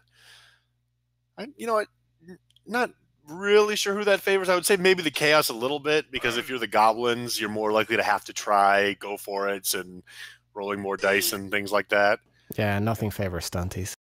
Yeah. And someone who knows the rule book by heart a little better than me can probably let me know. But can you throw teammate in a blizzard? I know you can't do Hail Mary pass, but I think you can still throw teammate if there's a blizzard. You can throw a teammate. Okay, so it doesn't affect throw teammate, since it's not a long pass anyway. Sure. Yes. That is quite correct. But yeah, like when I play Goblins, I find myself using a lot of go for it, just because you're just looking for any kind of little advantage. You have to roll a lot of dice every turn, so I would say the Blizzard probably favors the Chaos a little bit.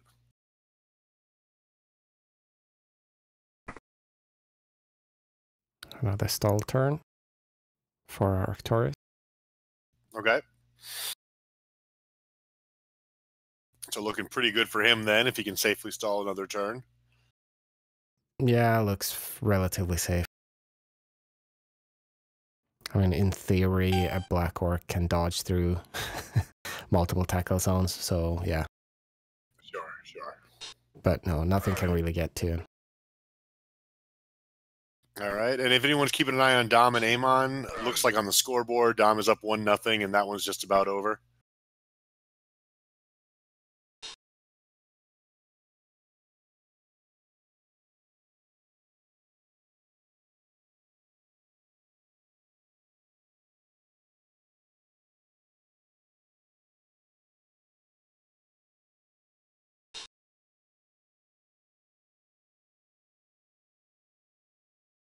Okay, I'm switching over to Goblins.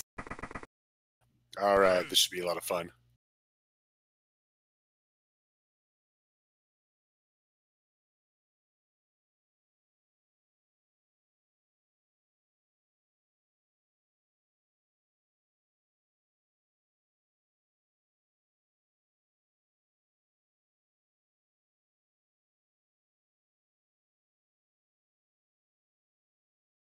All right, 8 inducements for the Goblins, 2 Bloodweiser Babes, 2 Bribes, 2 Star Players, and then 2 Mercenaries, a Chainsaw, and just a normal Goblin. I like those decisions. I think when you're playing Goblins up against a really big, strong team, you got to have some kind of long-term plan. And so the Babes, the Bribes, and 16 players, You feel like, you're obviously goblins, you're going to lose a lot of players. So you're hoping that maybe you could lose a bunch and then still have some left later in the game. If I'm the goblin coach here, I'm kind of thinking, you're always looking for some little way that things could possibly work or some ray of light if you're the smaller team. The Chaos only have 14. Goblins do have some damage potential, and I've got 16. So if I'm the Goblins, I'm thinking, man, if I could just hurt 4 or 5 of them, make the Chaos play with, 9 or 10 guys in the second half, maybe I've got a chance. 3 rerolls, though. Yeah, I like to have a lot more rerolls too with goblins because, like I said, you have to try a lot of crazy stuff with goblins a lot of the time. So, only having 3 rerolls kind of limits how much you're able to do that. Oh, and it looks like we might try a mega strength line of scrimmage here with strength 5, strength 6, strength 7, strength 6, strength 5 along the front line. And that deserves a cheer from the crowd, which it gets.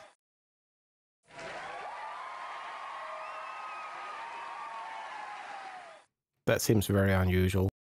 But I mean, what do you do to this? It's very intimidating. Yeah, I think, sometimes an idea can be so bad that it's good. Like your first thought is like, no, don't put a bunch of good guys in the line. But then you kind of think about it, it's like, well, it's kind of hard to get a lot of 2D blocks with that against all strength 5 through 7 guys. So we'll see. I think if I'm the Chaos here and I see this, what I think is, okay, fine, you want to do that. You've got nobody back, so I'm just going to try to race around the end and score a quick touchdown on you, make you use your bribes, and then make you play offense against me. So we'll see what Natch does.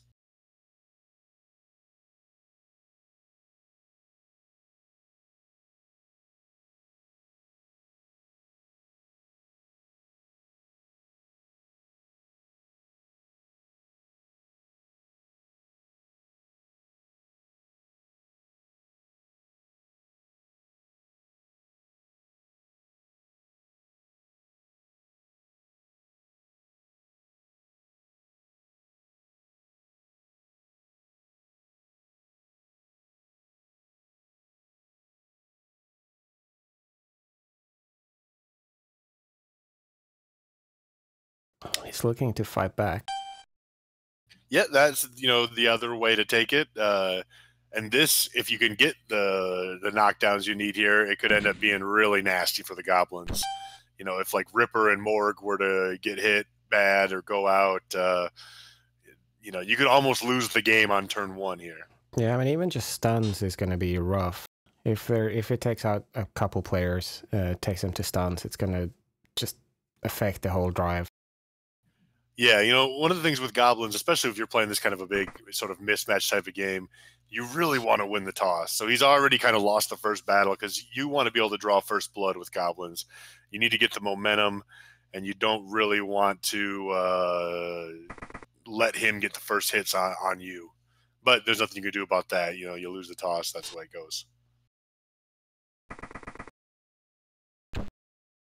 Ooh, and almost a failed catch there, which would have been a bad way to start.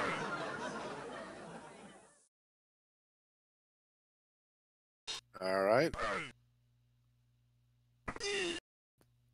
First couple blocks, no damage. So far, so good.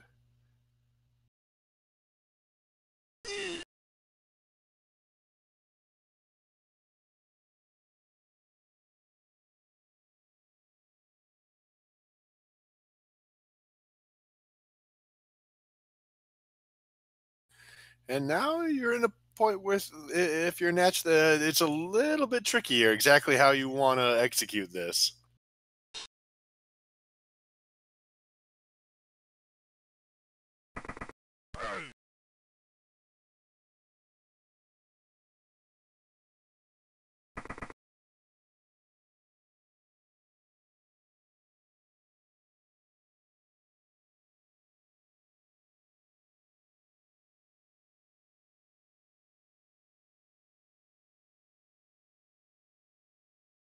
Zed says go with the Minotaur and the Fanatic first.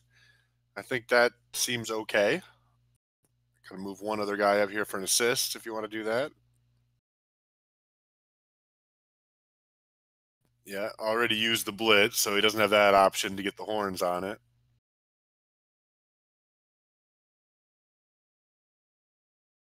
Of course, you're going into a negative 2D if you get pushes here. Could also just hit Ripper.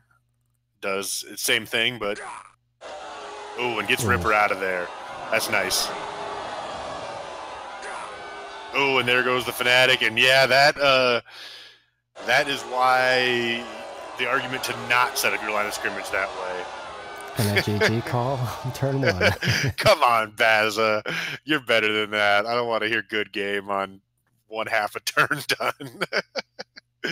It's not over yet. But yeah, with Goblins, like I said, you don't want to get off to a bad start against a much bigger team. So that ended up working out pretty well for an Edge Token.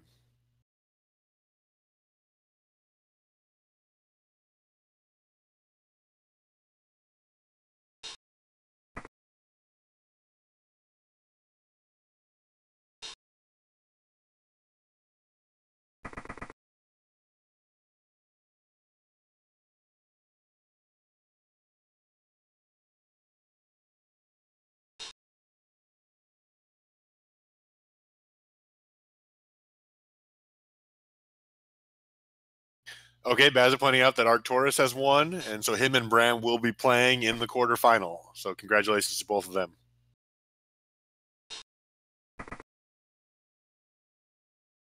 Has Dominic won that game? Is anyone still keeping an eye on that? Okay. Dom won.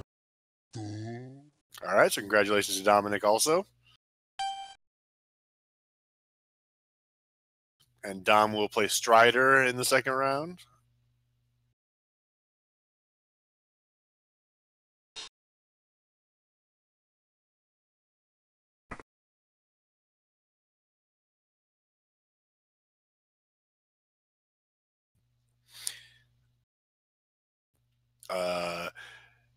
With Goblins on defense, especially when you lose a couple key guys on the first turn, it very quickly turns into like, okay, can I just cause a couple casualties and then maybe see what I can protect with my team?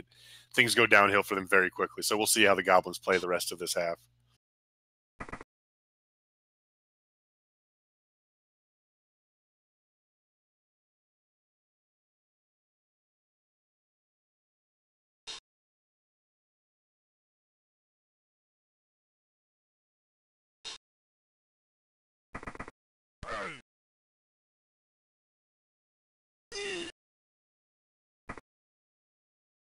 And I think we're going to see a troll get fouled here.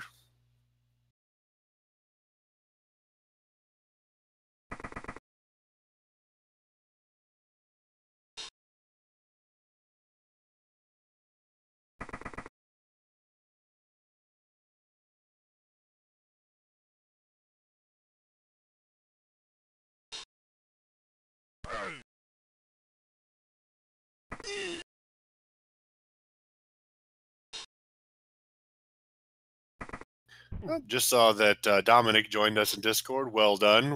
We've got a bunch of your game recorded, so good. Congratulations on the win for you.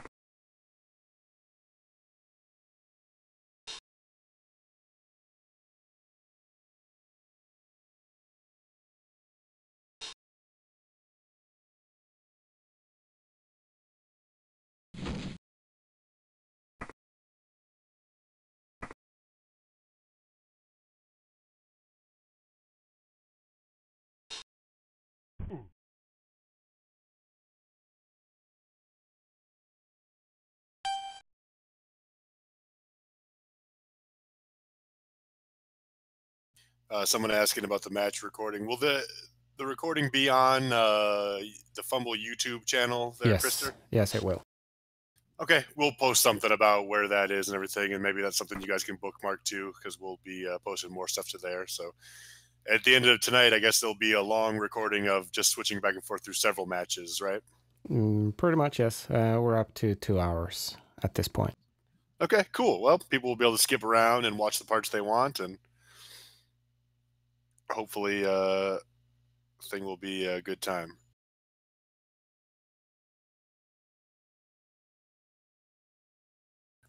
I'm sorry, I got distracted. I'm trying to help someone figure out how to authorize their Fumble account in Discord.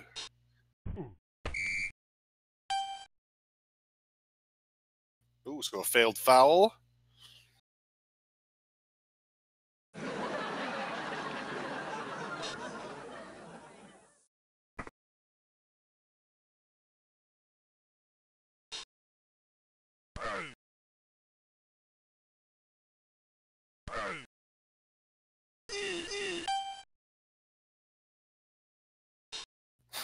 Someone asked me who is the other guy in commentary. That would be Krister, is doing most of the talking when I am not talking.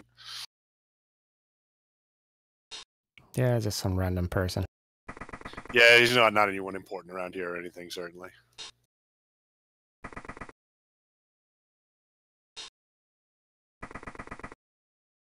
I think that for the goblins here, for Condor, the trick is to not be discouraged by this drive and try to maintain a positive attitude. Yep, that's a big thing with goblins, especially. You know when you're playing against some huge chaos team that the whole game is not going to go your way. So, yeah, this drive didn't go well, but the second half is a new game, and yeah, exactly. You just keep your attitude good and be ready for your chance when it comes.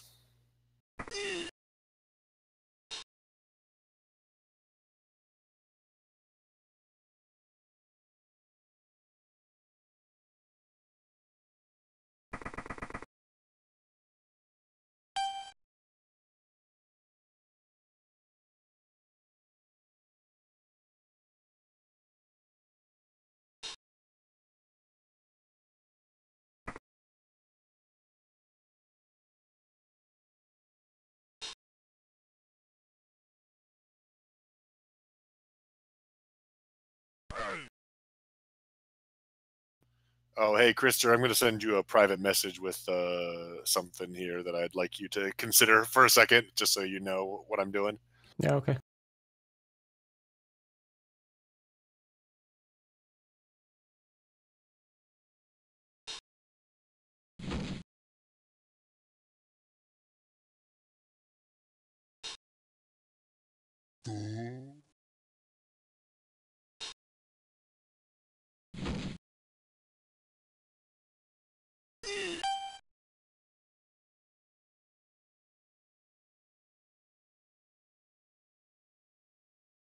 Okay, there you go. Okay, sorted that, sorry. Okay, yep, no problem.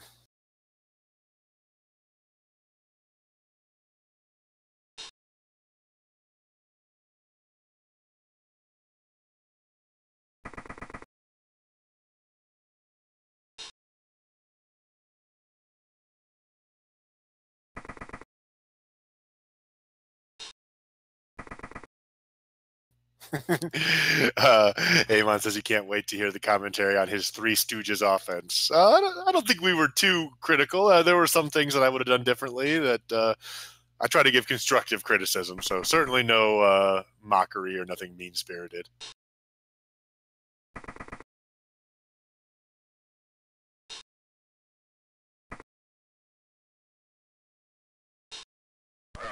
So this match here, this drive is mostly about the goblins reducing the amount of damage that they take and try to survive. I mean, obviously, Nactagon is going to score here.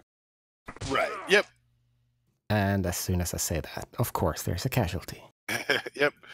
But no real serious damage, with Auntie is pointing out, nothing too terrible has happened to the goblins yet that would really harm them in the second half.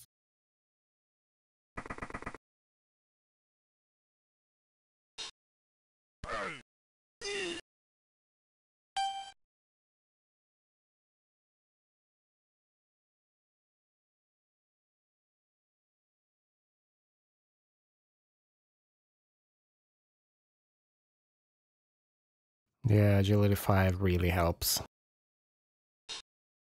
Yeah, for sure.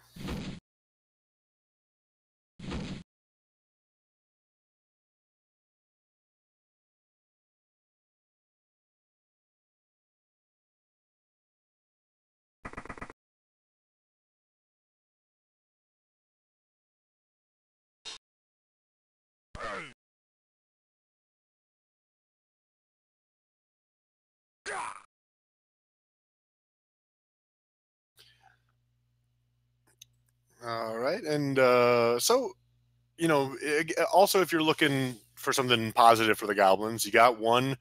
The dirty player is out. The Minotaur is knocked out, so maybe you won't have to worry about him second half.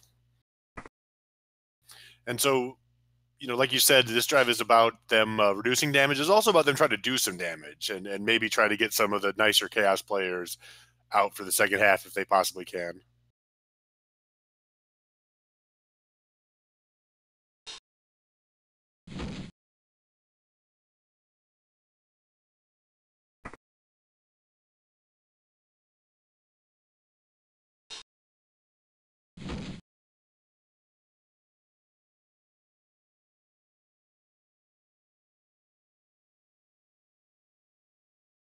Yeah, scoring slow, like Baz is saying in the chat here, is really difficult with goblins in general because you kind of have to survive long enough so that you can score.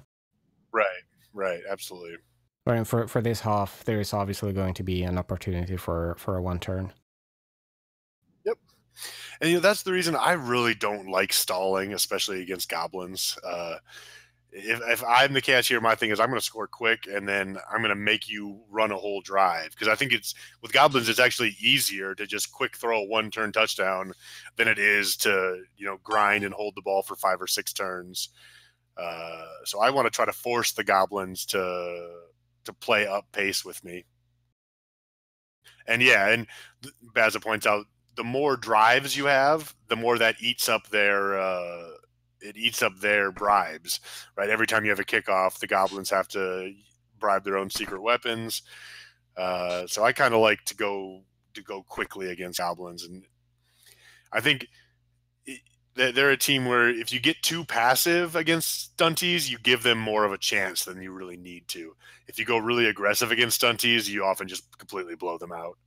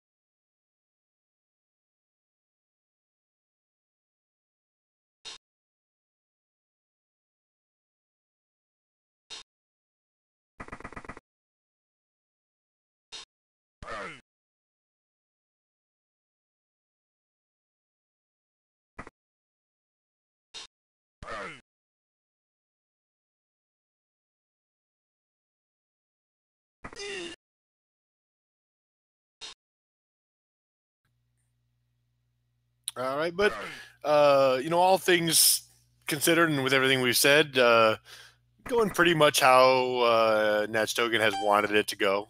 He's obviously, going to score here. He's taken a few goblins out. I'd be a little worried that you haven't done worse than the one badly hurt, but then you haven't really taken out any key players. So the goblins are still going to be at full strength coming along in the second half. That would worry me a little bit. But, the ball is still in his court. Things are still in his favor, just having a much bigger and stronger team and avoiding any kind of disaster or anything like that.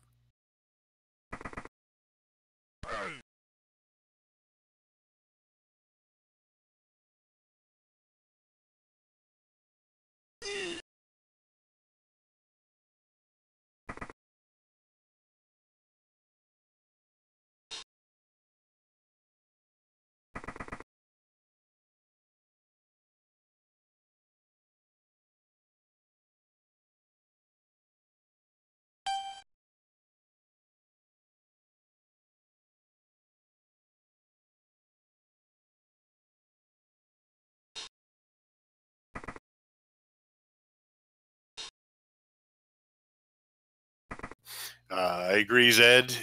Getting a claw blitz on Morg is a good plan here.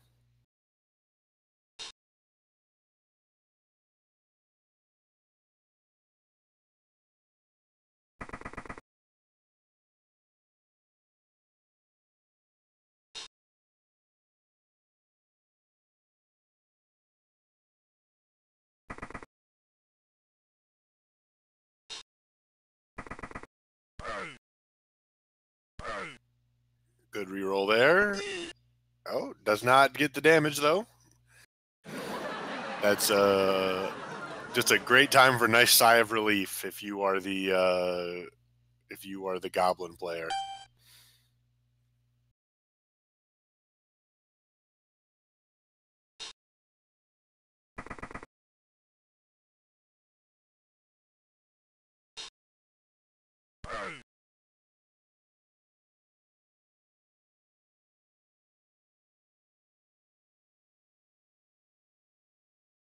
Yeah, and there is no opportunity for Morg to be fouled or anything at this point either.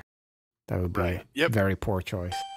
Yeah, yep. That was kind of your last chance. Was that last claw blitz your last chance to take him out?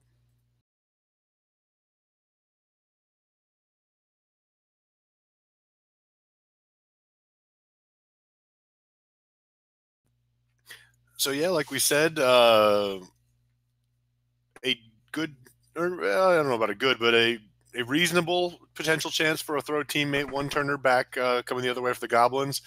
Now that is the one situation where the blizzard definitely will work against them. Not only do you likely have go for it to score on a throw teammate, a lot of times you need go for it just to pick up the ball and get it in the goblin's hands. So that can be a problem here with the weather.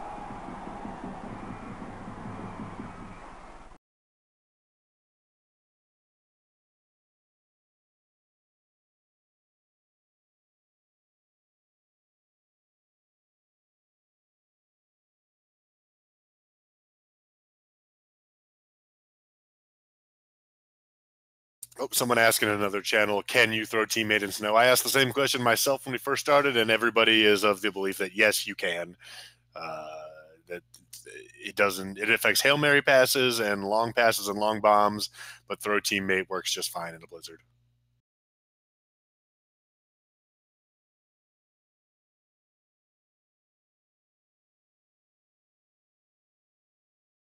Yep, Zed pointing out that if he's a stunty expert, so he would know that if you're in the blizzard, you're hoping the scatter is good, and so your guy ends up farther downfield and not having to go for it to get into the end zone.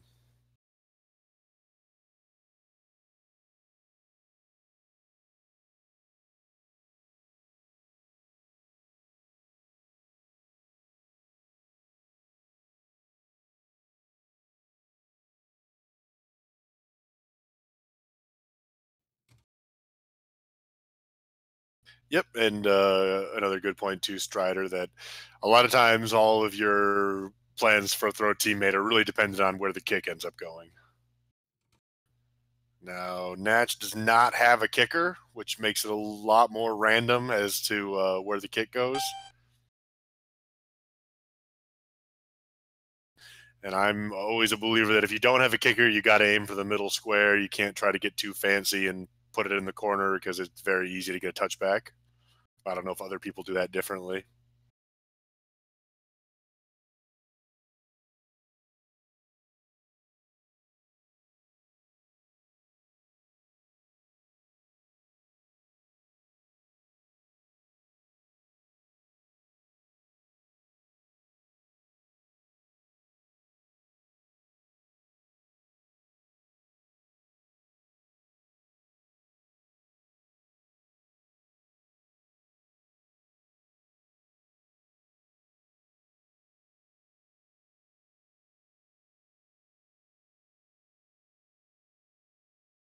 Oh, and Natch actually does have a kicker, and a little bit of a mistake. Forgot to field the kicker, so he's hoping that does not come back to bite him.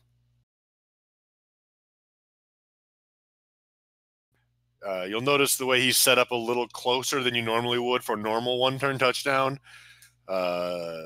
thought being there that it's a little harder to land the leap if you're in tackle zone. So you're hoping that if he does get the throw off, that the guy kind of lands right near one of your guys. Although he does have an agility 5 goblin, so I mean that's a big bonus here. Okay, so the kick is going to be somewhere where he's going to have a shot. Perfect defense maybe gives Natch a little bit of a chance to alter this, although I don't know how much he's really going to want to alter this. I think that's basically the setup that he wanted from the start. Dominic, we're recording the whole thing is one long just night of Blood Bowl. So when we're done with all the games, the commentary from the Nurgle game will be on the same video with this and the other ones. So if you're looking for a specific game, you'll be able to just kind of move around and skip through the video and find your game or whatever game you're wanting to take a look at.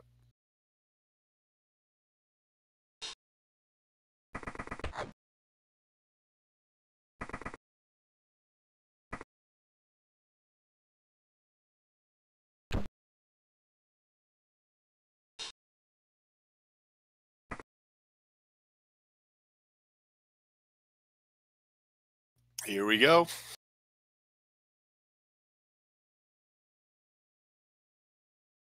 Reroll's gone, but everything else is still... Oh, that you got to use your apothecary there. Drops the superstar, or legend, I guess, goblin. Badly hurts himself. And he does use the Apo. Yeah, if you want to win this game, you can't even think about doing it without that player. So you got to Apo that.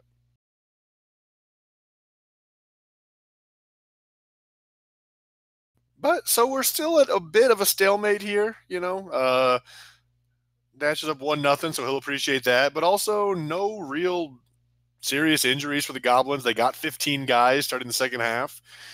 They still have a bribe left over.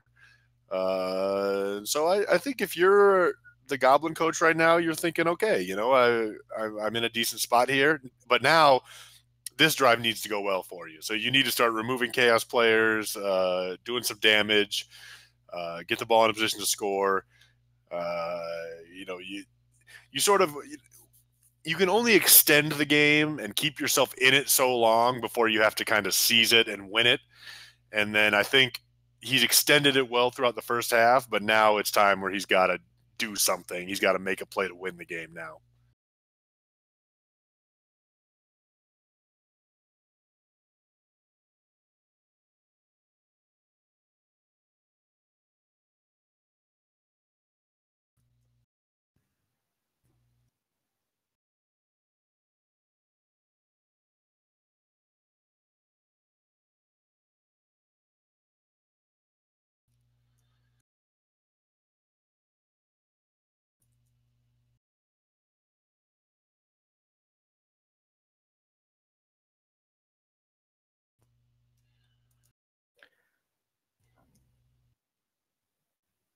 Am I fashionably late to this party? You are indeed. Looks like Throic has decided to join us. Very fashionable, though. People wouldn't leave my house. Oh, didn't you tell them you had some fantasy football board game to commentate on? Did they not understand?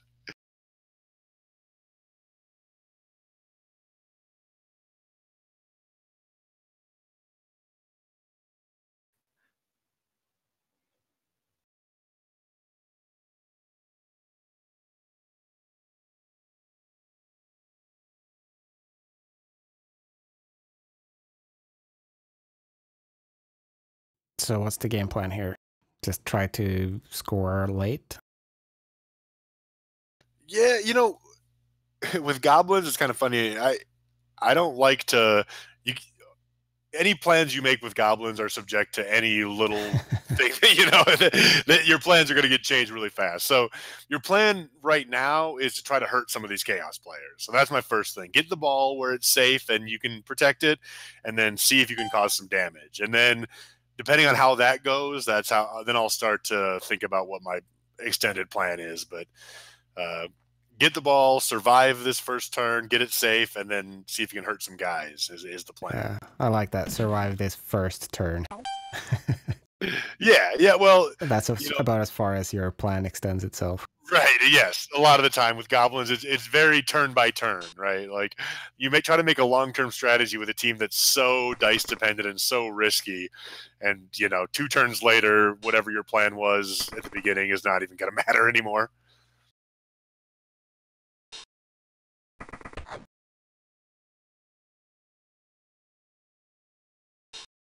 Throwick, are you in with us and ready to go full commentary, though?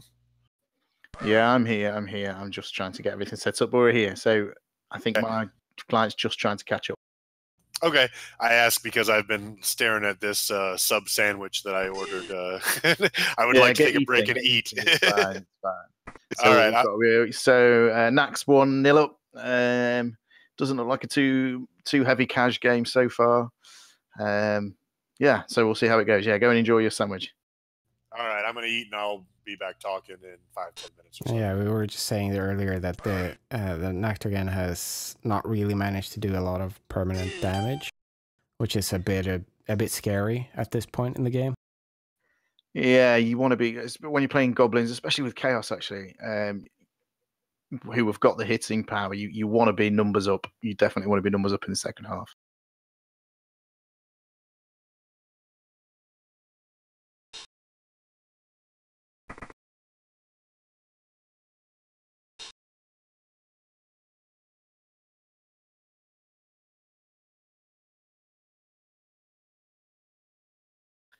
Maybe looking to do some damage with that saw as well.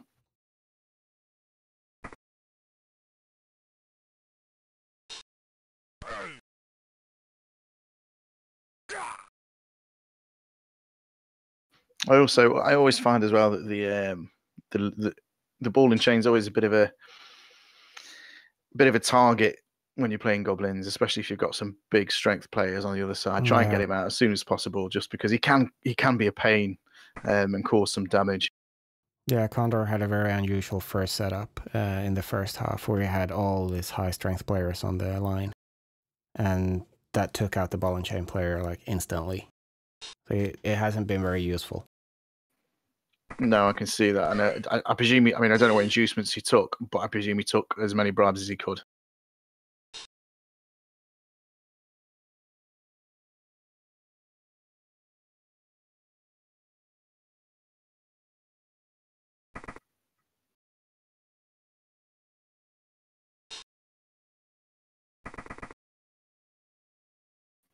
Yeah, that's thank you, Mr. T. That's a good move there, getting tense on the ball. That means he's got to commit. And we've got Blizzard, so it's going to be hard to get there, but maybe just try and stand firm. So you're going to need a decent hit unless he takes Morg into a tackle zone. But I would be using Morg to blitz that strength 5 tense off that ball carrier. Oh, that's a big one. Yeah, another big player off of the pitch. A lot of strength again, lost very quickly.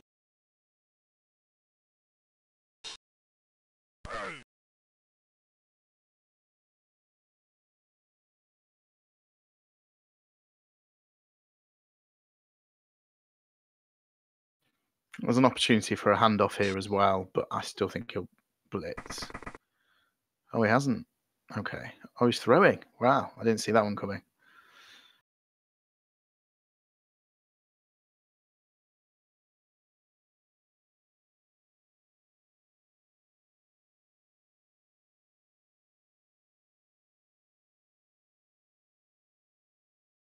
Yeah, now it's a problem.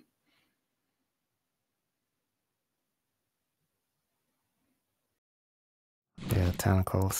That's going to be tough. Bye, man. Oh, he's made it. Okay. What do we know? Chris? Exactly.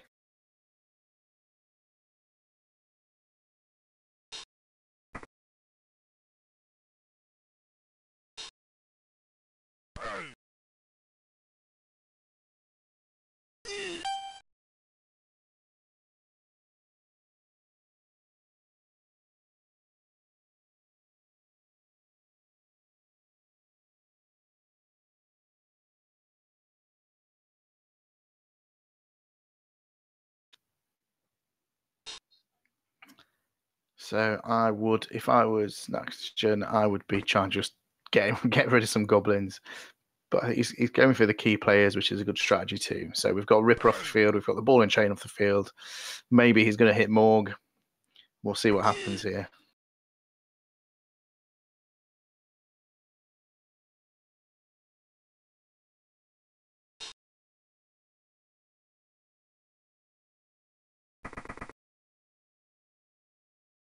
Yeah, I'd blitz the troll, definitely. And then you've got a bit of a path to the ball carrier then.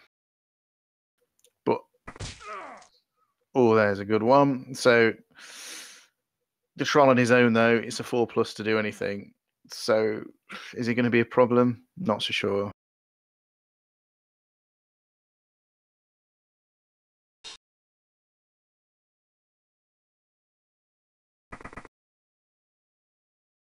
Yeah, Condor is quickly running out of options here. Yeah, there's not a lot to do. Yeah, we'll see. I mean, if the saw is still on after this turn, I think I'll probably be using my blitz with the saw. I know he's a loner, but still, it's worth a shot.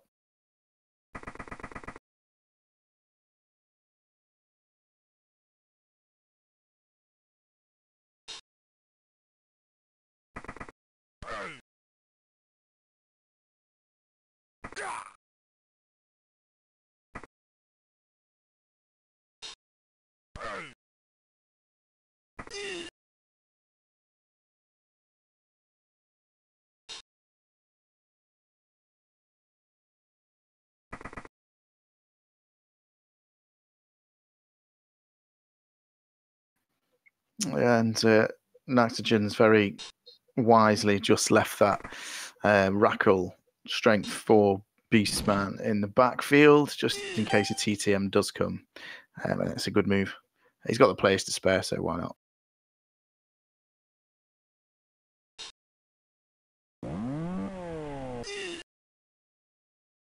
Yeah, you're right, Zed. He could move and be thrown, but I think then that leaves him in a bit. Well, yeah, possibly. There's some rolls to be done there, though.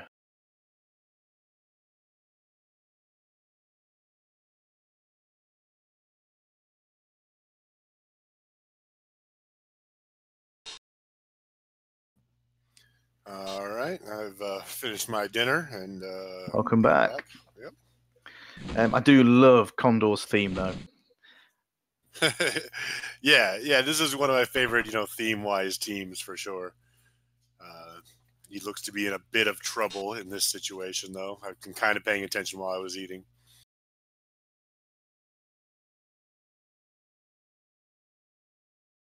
I wonder if he's remembered it's short passes only.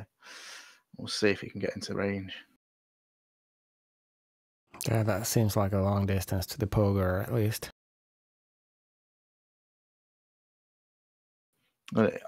He won't be the first person or the last person to be caught foul of forgetting that it's short passes only. And here he goes. Right, see what happens. Yeah, that's just in range. I was going to say it. Oh, but an interception. Oh, there we go. No. Interception. Yeah, and that with that, you see his chances here just about evaporate. And some GG calls in the chat. Yeah, I don't think they are totally unfair in this situation. We'll see like how this one turn goes here, right? Like if Natch gets some disaster dice or something and can't get that goblin off the ball carrier now, maybe something could happen. But yeah, there's always a chance for a miracle, right? Yeah, but yeah, we are in kind of near miracle territory now for the goblins. Yeah, absolutely. And I'm just while we're in a bit of a pause here, I'm just going to plug something. It's a bit of a GLT weekend. It's got my game tomorrow at 22. No, not tomorrow. I apologize. Sunday. But half the press. We've got Dominic against the Khemri. Tomorrow at 22 hours BB time. Nurgle versus Khemri. Nice. Yeah, so there'll be some fun games this weekend. Yeah, so that'll be the first. Well, no, it'll be the second round. So when we're in the last 8. Yep. Nice. They've all been good games so far. It's been a good time.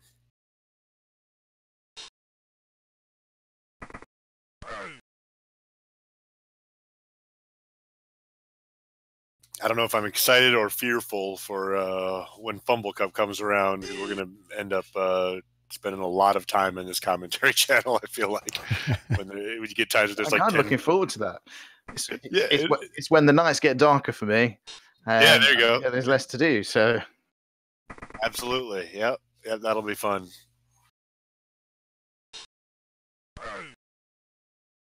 Yeah, I'm hoping to find a nice shiny prize for that as well.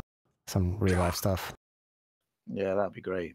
Yeah, that'd be cool. I've heard you talk about a couple things, box sets or something from the GW shop. That'd be really neat. I think that's a cool idea. It's good to do stuff like that. It was a secret, Morehouse. Well, he's mentioned it in main chat. I was joking.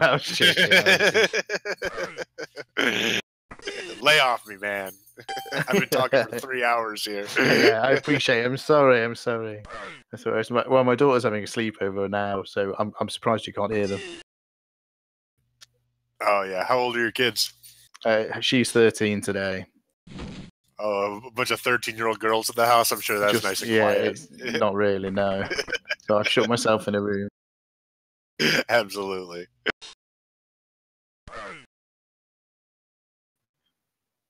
This seems pretty academic now. I don't know. Yeah, it's not pretty much much all left. over, isn't it? Yeah, not much left for the Goblins at this point. And credit to Natch, obviously, first reaction of most people will be like, well, of course, a big Chaos team is going to beat Goblins. But he's done a nice job of not making, big mistakes, just allowing his team to do the work for him, which sometimes is not the easiest thing. Sometimes people try a little too hard in a matchup where they've already got the advantage. And he's done just a nice, solid job of just consistently staying in good position and making it hard for the Goblins to really ever put themselves in the game or give themselves a chance. Yeah, and I always think it's a bit of a trap as well that you can fall into, especially when you draw goblins or you draw flings, and you think, it's just going to be easy, and then they really do give you a game, and your positioning sometimes goes to pot because you just think it doesn't matter because they're goblins. People fall into that trap quite a lot, and sometimes even with Underworld, and that's what I love. Why I love playing Underworld as well is because people really see them as the underdogs, and generally they are, but right. You can really pull people's guard down with it. Yeah, that's a big thing about playing in tournaments is you never want to underestimate anybody. Always in a tournament, when you look at your draw and you see, I got goblins or something like that, of course you're going to think, well, hey, that's better than, wood elves or chaos or something. But you need to go into every game thinking that the other coach is going to play his best and you're going to have to play your best to win. You never want to convince yourself that it's going to be easy. Oh dear. Oh, that's. Oh, jeez. What a way to finish the game. Troll just bounces off a Minotaur.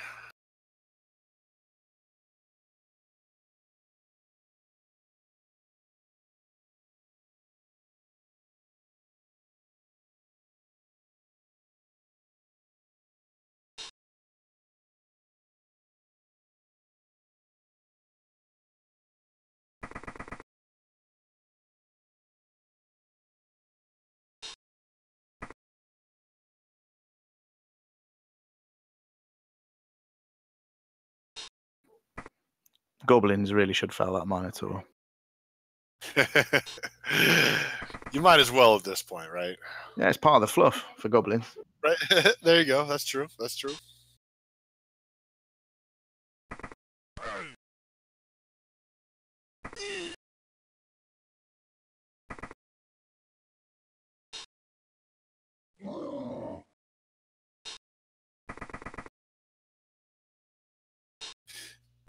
We'll see if Natch tries to kill Morganthor here, the most famous of scalps. Oh, he badly hurts him with a foul. Does not kill him, but there's a casualty.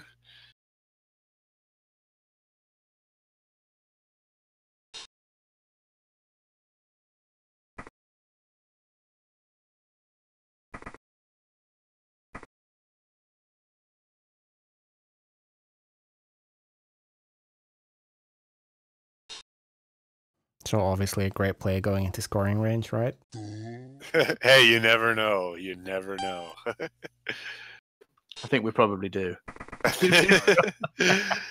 think your best chance at this point would be Nashtogan like misclicking to go for it or something and knocking the ball out of bounds. I think that was more about running away than getting in scoring range on that one. Yeah, absolutely. Oh, Krista, I've switched over to Firefox today. Oh, good job, man. Never really used it quite like it. Chrome kept messing up my laptop. Okay. Yeah, these guys recently talked me into not using Internet Explorer anymore after many, many years of just using the default setting whenever I open up Windows. But I use Chrome same now. here.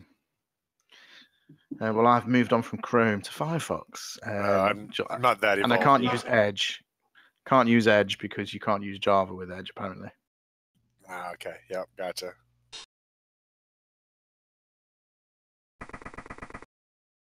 Well, so this one will probably conclude our day here. I guess the stream will probably wind down as this game finishes. But a good little evening of Blood Bowl. Some good games. And big thank you to you, Morehouse and Krista, for putting in the time. Oh, yeah. No, it's my pleasure. It's fun. But I should certainly be around tomorrow for all of the game between Dom and I can't remember who else the Camry team. Strider. Strider, yeah. So that should be a good game. It's two good coaches again. Yeah, absolutely. But yeah, so we can pick it up there. If you're around Morehouse, we can pick that up tomorrow. Okay, I don't think I will be around for that one actually, but if I'm not there, I hope you guys are able to record it because I certainly would like to listen to it later. I'll be around and I'll try and get it recorded as well. So we'll figure it out. I'm slowly getting my laptop set up to. Sure. All right, Chris, are you about ready to wind this stream down? Yep, absolutely. It's been 2.5 hours, but it's been good fun. It's been good fun. Lots of interesting games. Yeah, thanks to everybody who listened and everybody who listens later on YouTube. Appreciate it, and we'll let you know next time we're going to do something similar to this. It was fun. Yeah, thanks everyone. All right, bye-bye. Take care, everybody. Bye-bye.